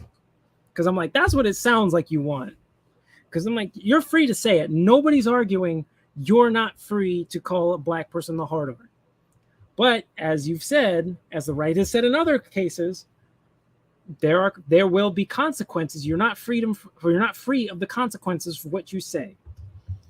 So if you say it, we don't know what could happen to you. You might get away with having no consequences, or you might get severe consequences. It depends on your environment. Because I'm like, all you guys complain about it, and y'all want to like cite the founding fathers as your heroes. And I was like, you know what happened when they disrespected people? They'd be like, yo, go get the 9. I'll see you at 1:00. Not literally, but you know what I mean. That's why I quoted violence. Yeah. Right? Words are violence. Whatever happened to Demi Lovato? I don't know. I don't really care about celebrities unless they actually do something. If celebrities do shit, then I care about what they're doing. Like if they're doing something that affects policy, then I care. If not, I really don't give a shit what they're doing or what they have to say. Like for example, like with Cube and the Platinum Plan, the Plan for Black America, that thing. Then I care what they're doing, because now they're affecting stuff. Otherwise, I'm like, I don't give a shit what you have to say. Because I'm like, okay. Tyler Perry's doing a series on missing black people. If he is, it's good. I don't really like Tyler Perry though, to be honest. And the Pains were okay. They were all right, but other than that, I don't really like Tyler Perry's stuff. A lot of his stuff is he has a lot of ignorant stereotypes in his shows, which I'm not a fan of. But like I said, The Pains, that was okay. That show was pretty good, actually. I legit like that show. Oh yeah, there was like one other part because we were talking about Buffalo. Did y'all see y'all see this? Y'all see this shit? Laura Ingraham tried to blame the school shooting in Texas on weed, because apparently she lives in the 1980s, where she thinks weed is the most dangerous drug ever. Where was this whole talk of video games or weed or social media isolation, mental health? Where was this talk? Where was this talk with Frank James? Where was that? I didn't hear anyone talking, even though he has videos saying the mental health system failed him. Where was that? Where was the talk of mental health? Where was it with Waukesha? I didn't hear that. They immediately jumped to it was because of black supremacy. Again, still zero evidence of that. You have a couple of pages on his Facebook that says he didn't like white people. That doesn't mean he did that because he was white. But the narrative was pushed that it was a black supremacist attack with zero evidence. Now when the shooter's not, or the killer is not black, now all of the excuses come out, all the splainers come out, everything comes out. He's talking about a missing black man who was last name. That's good. Well, if he is, I'm saying that's good. I don't say that was bad. I remember when everyone went crazy over what's her name? What was it? Because Joy Reid brought up, and I hate Joy Reid, by the way. I think she's legit evil. But she brought up the missing white woman syndrome. in comparison to black people, and like the right lost their minds. And it's like, yeah, missing white woman syndrome is a real thing that actually happens. Laura is an educated white ignorant. Yeah, the educated white ignorants are they worry me more than the stupid white ignorants, because the stupid white ignorants are very straightforward and easily manipulated. It's the smart ones that you should be concerned with. It's like the really, really intelligent white supremacists. They're the ones who are an actual threat, right? But the really intelligent ones are the ones that are not going to let it be publicly known that they are. Right? But bro, look, this was crazy. My question tonight is, why isn't there a national conversation happening right now about this? Why aren't reporters doing more to demand information on the potential drug use, in this case and others, both illicit drugs and prescription drugs? But where was this with the other cases, though? Why is it now that we need to talk about that? See, that's the issue. Same, like I said, Tucker was probably the most exposed one, the one who exposed himself the most with Buffalo, when he outright lied about the manifesto and told people not to read it, and then told people false information about it. I think he exposed himself the most. But why is it now we have to have these conversations? Because, like I said, we had Waukesha and the Frank James incident not that long before this. Video games was never brought up. Drugs were never brought up. I think, did the Waukesha guy have drugs in his system? I can't remember. I can't remember. I can't say for sure. I don't know if he did or not, but Frank James was all kind of fucked up, and we didn't talk about mental health then. But now we got to blame weed because apparently it's the 1980s. Antidepressants have long been known to be a problem for some young people. Or are we all just going to pretend that Joe confiscating all the 9mm or Beto running a gun buyback program is going to heal and protect our youth? Is that what we're hoping? You see, I'd rather operate in the real world. And that world is a lot more complicated than the anti-Second Amendment, anti-gun activists would suggest. Why is it complicated now, though? Right? Because this is what happens when you have to appeal, when your base is a majority of white ignorance. Right? You can't talk about, they don't want to hear, with Waukesha, they don't want to hear, yo, was this guy crazy? Is the guy in Waukesha crazy? Was he on drugs? Was he on big pharma antidepressants? Does the right-wing ignorance want to hear that? No, they want to hear the narrative. It was black supremacy, because they want that victim card. So now the narrative switch, because these people like Ingram and Tucker, they're aiming for a mainstream conservative audience. They're going to say whatever the majority of the base wants to hear. And this is what the majority of the base wants to hear. They want to hear they're the victims. And then when it's someone else, they want to shift the conversation somewhere else. Then they want to talk about all the other stuff. Have you read about the Tulsa shooter from Tuesday? He said the doctor didn't want to prescribe him opioids. Interesting. I have a lot of issues with the opioid epidemic because mainly it's false. It's not true. There's no opioid epidemic.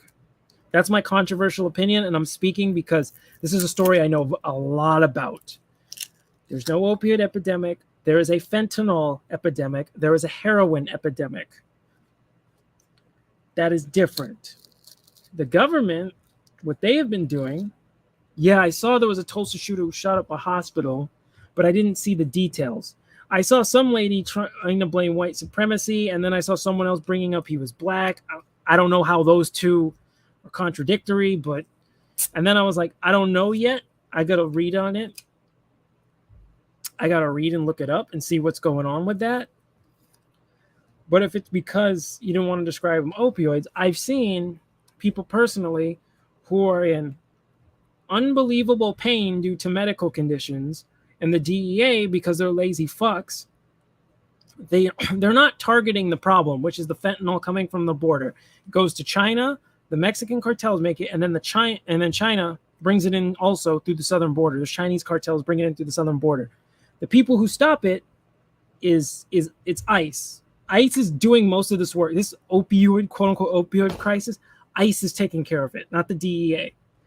And so what's been happening is the DEA is targeting old ladies, like old ladies who get like narco, like 5 milligram, attacking them, or putting their doctors in prison, saying, they're drug dealers, then forcing these people who live in unbelievable pain to either be crippled or have to go to the street.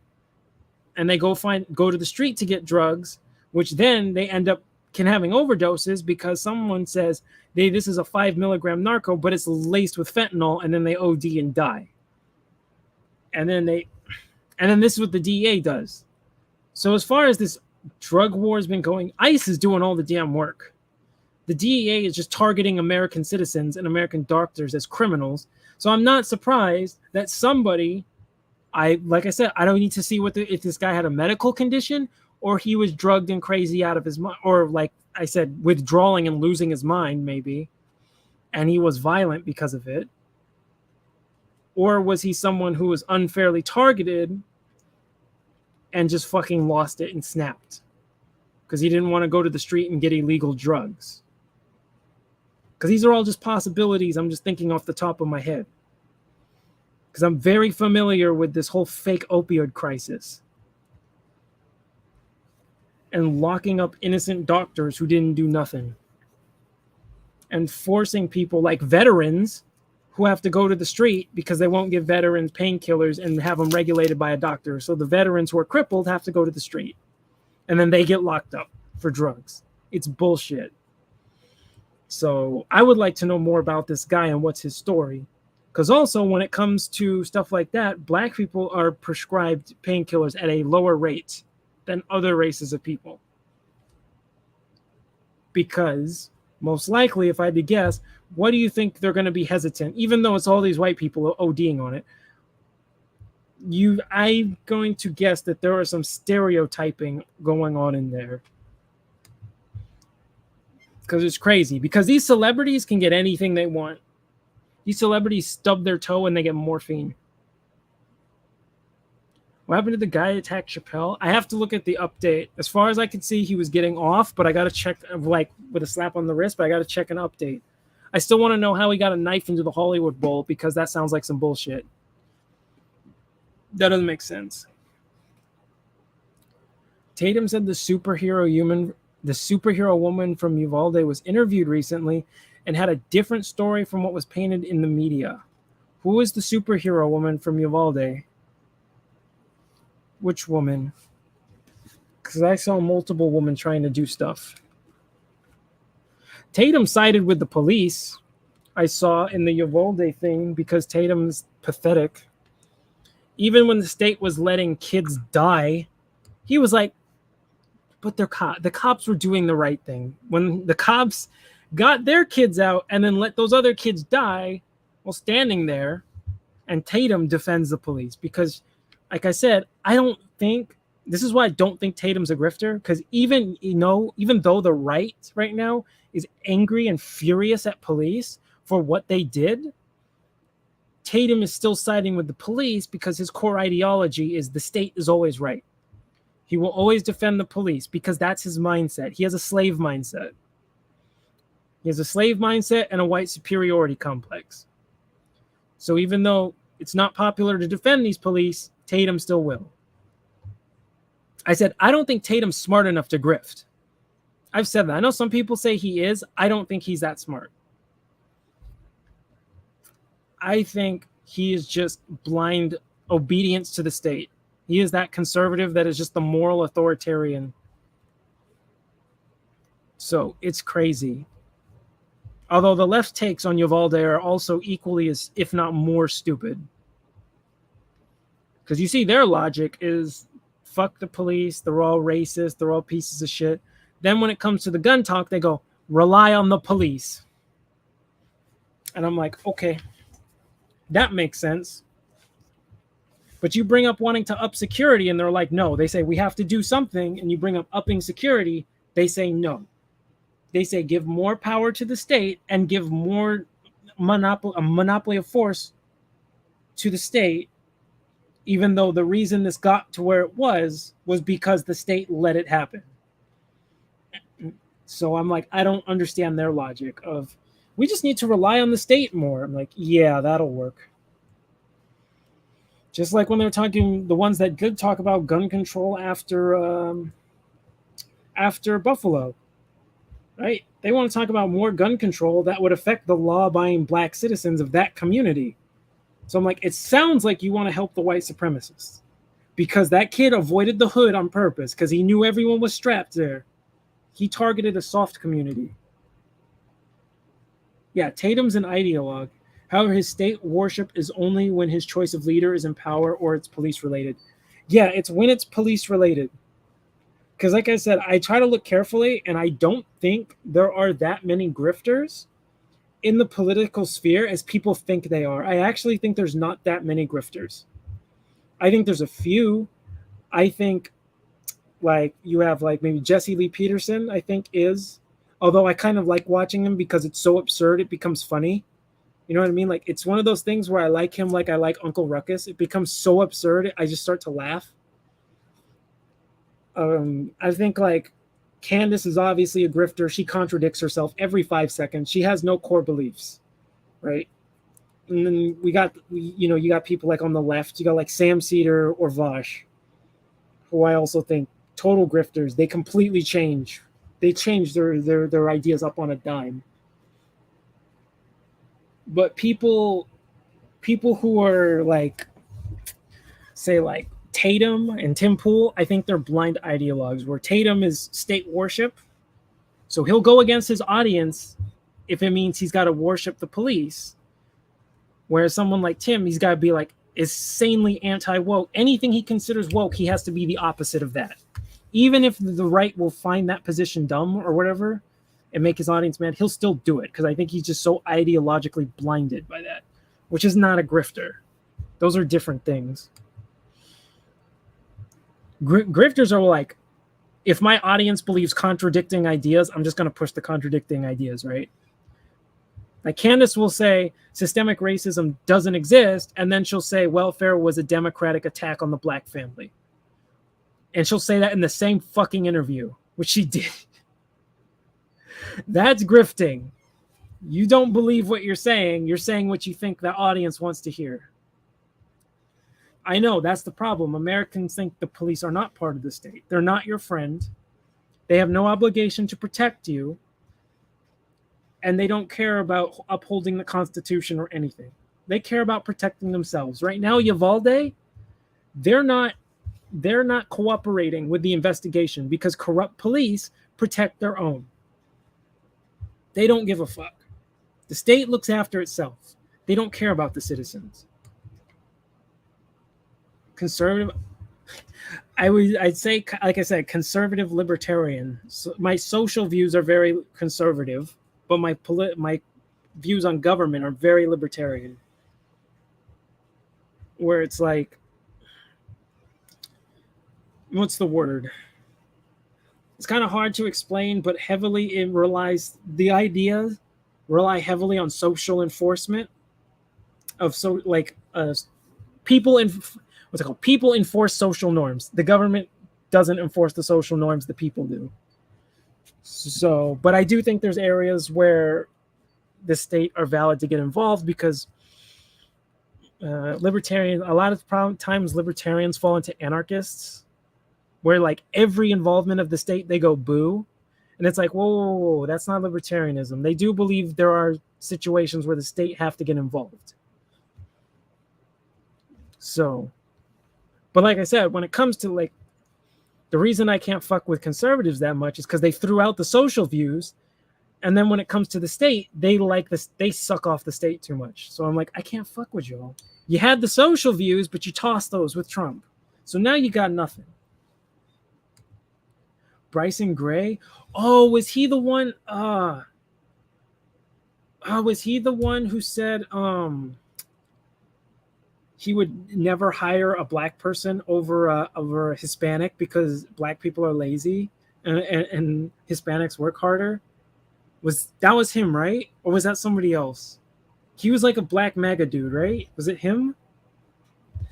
I'm trying to remember. Bryson. I know the name, but I'm trying to remember. No, wait, no, that was oh my god, why did I forget the name? I fucking forgot. Damn it. Joel Patrick, thank you. That was it. You remember it. Yeah, I got them confused. Joel Patrick, hardcore trying to play one of the good ones. Everyone needs to look up their rights regarding police. People don't know their rights. Yeah, but the police don't care. So that's the thing. You can know it and you should know it because you're going to have to fight it in court. But you also have to remember the police don't give a shit. So the police do not care. They never gave a shit about your rights. Yeah, that was it. I remember Joel Patrick. I remember when he said that shit. I remember, who was it? I think he was debating a fucking Hunter Avalon or something, who I can't fucking stand either. But hang on.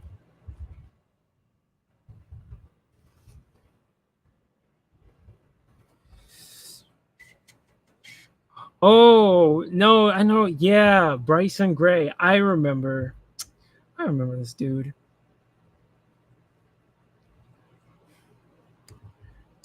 Trying to put on the fucking MAGA show, his little MAGA minstrel show.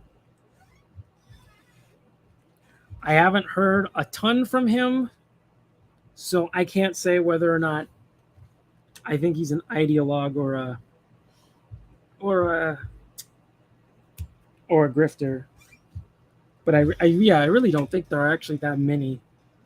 I think that distinction gets lost because a lot of people just like to accuse others of grifting because it's like I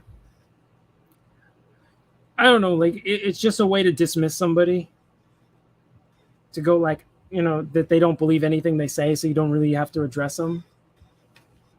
And I'm like, no, there are some people who genuinely believe that and should be addressed.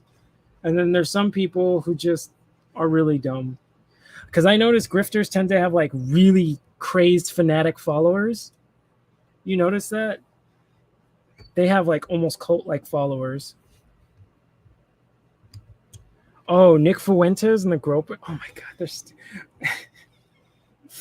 they're racist. Yeah, Nick Fuentes, dude's a fucking clown. I remember him from before he got banned off YouTube.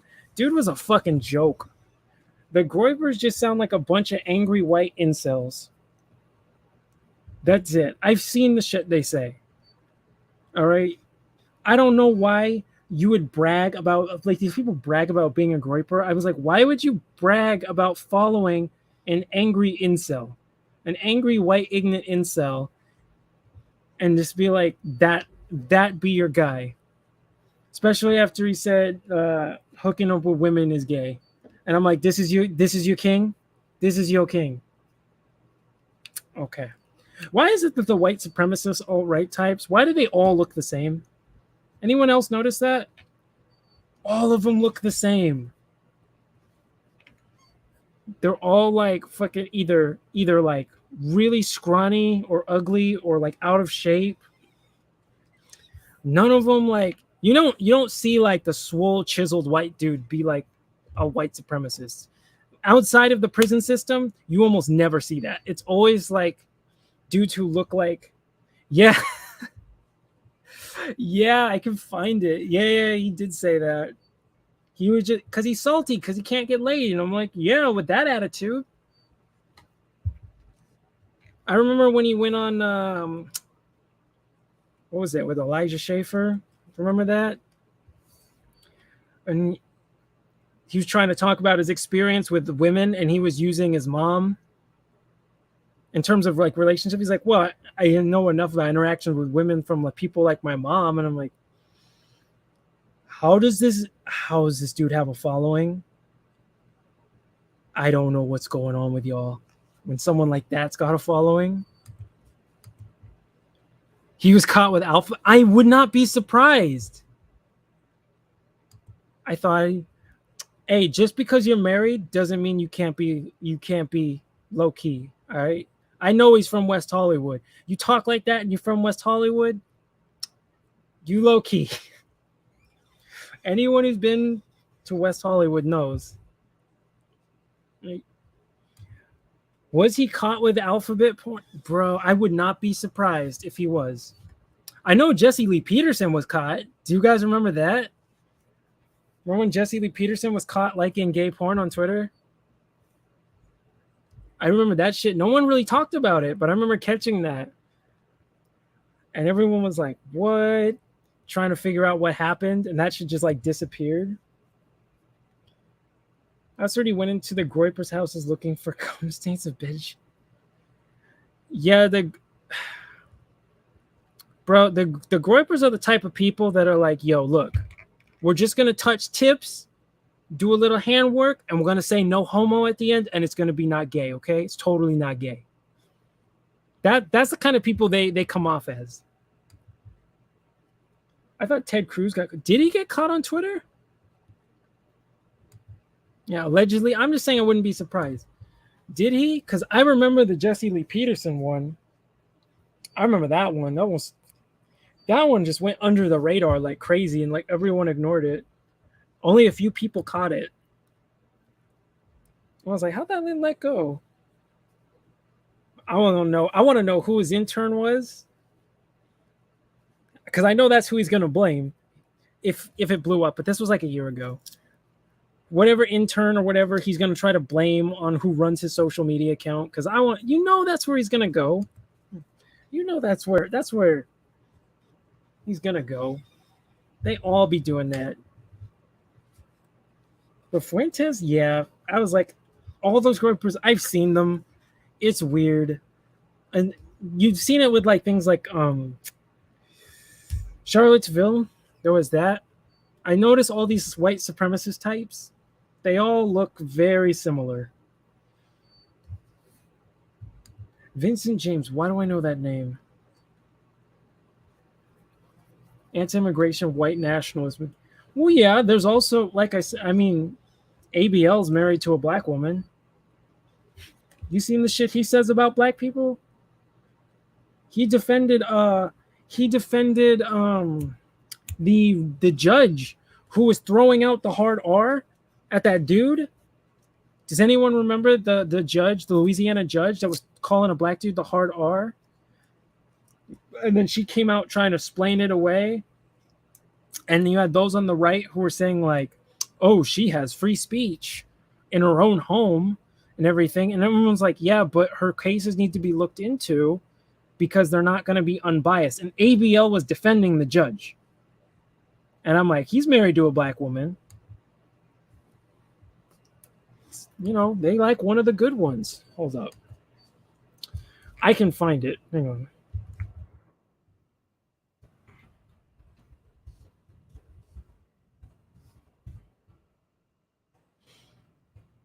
I don't think she resigned either. She refused to resign too. Yeah, here it is.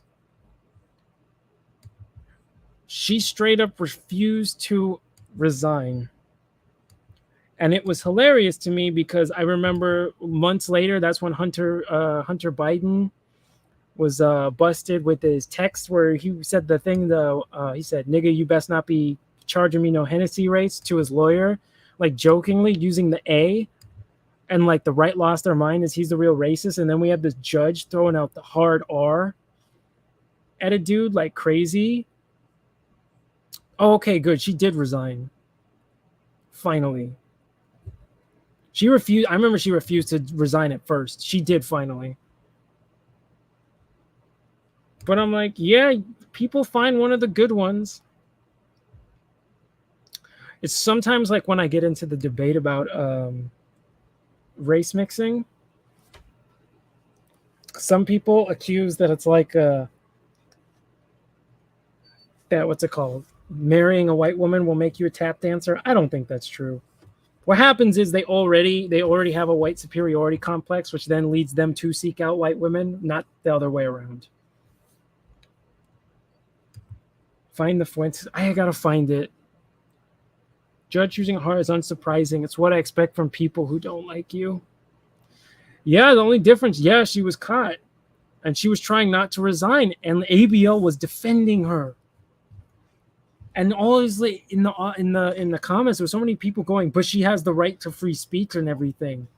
I was like, what the you all were losing your damn minds when Hunter Biden fucking had those texts. And he was using the A and he was joking. And you guys lost your mind. Now you have like the most blatant display of open racism and racial bias in the court system. Her cases didn't get re-examined as far as I could see. I'm still looking. And now the splaining comes out? Okay. Nah, bro, that's... And like I said, we have ABL defending that. I don't even know if Tatum did a video on that. But I know ABL did because I recorded it. Let me see. All right, hold on.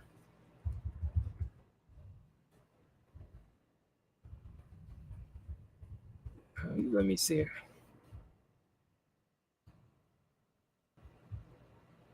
Oh, here it is. But this site though.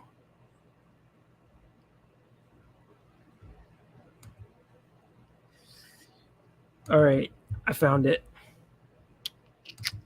Let me put it up. This is the article people were referring to, or not the article, but this is what happened. This was, what was it, May 12th? Having sex with women is gay.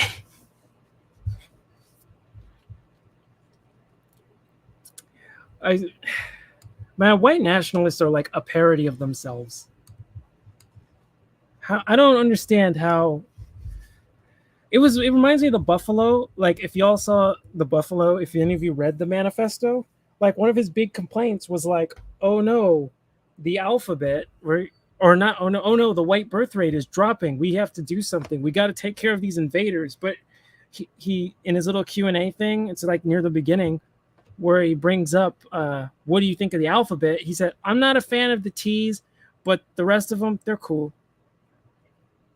And I'm like, imagine complaining about the birth rate and then going, oh yeah, they're cool.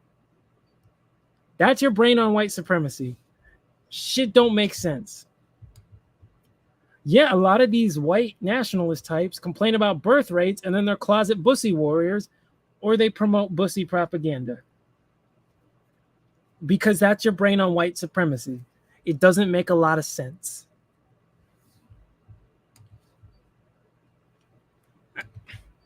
So it's like I said, it seems to be a white culture problem. They seem to be doing this to themselves. Right?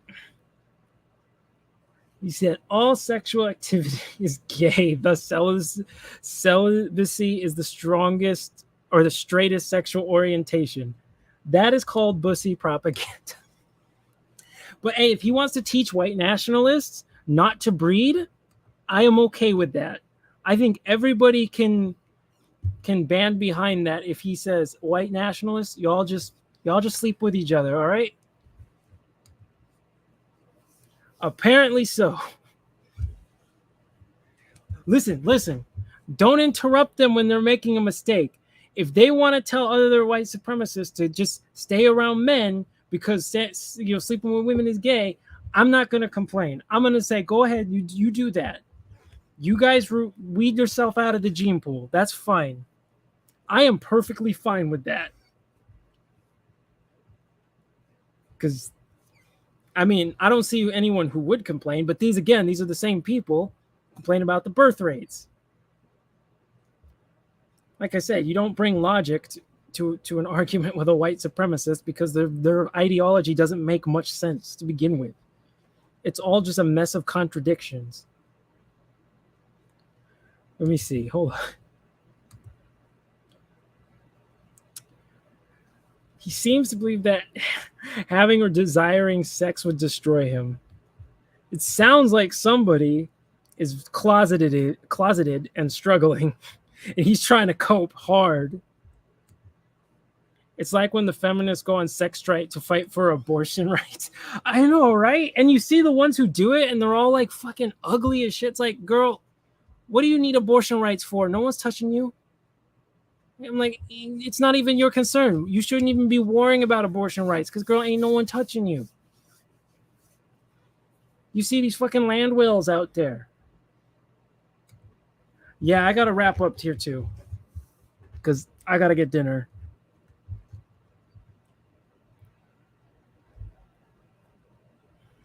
But yeah, I wanted to do something on that, but I missed it because I was super busy at the time.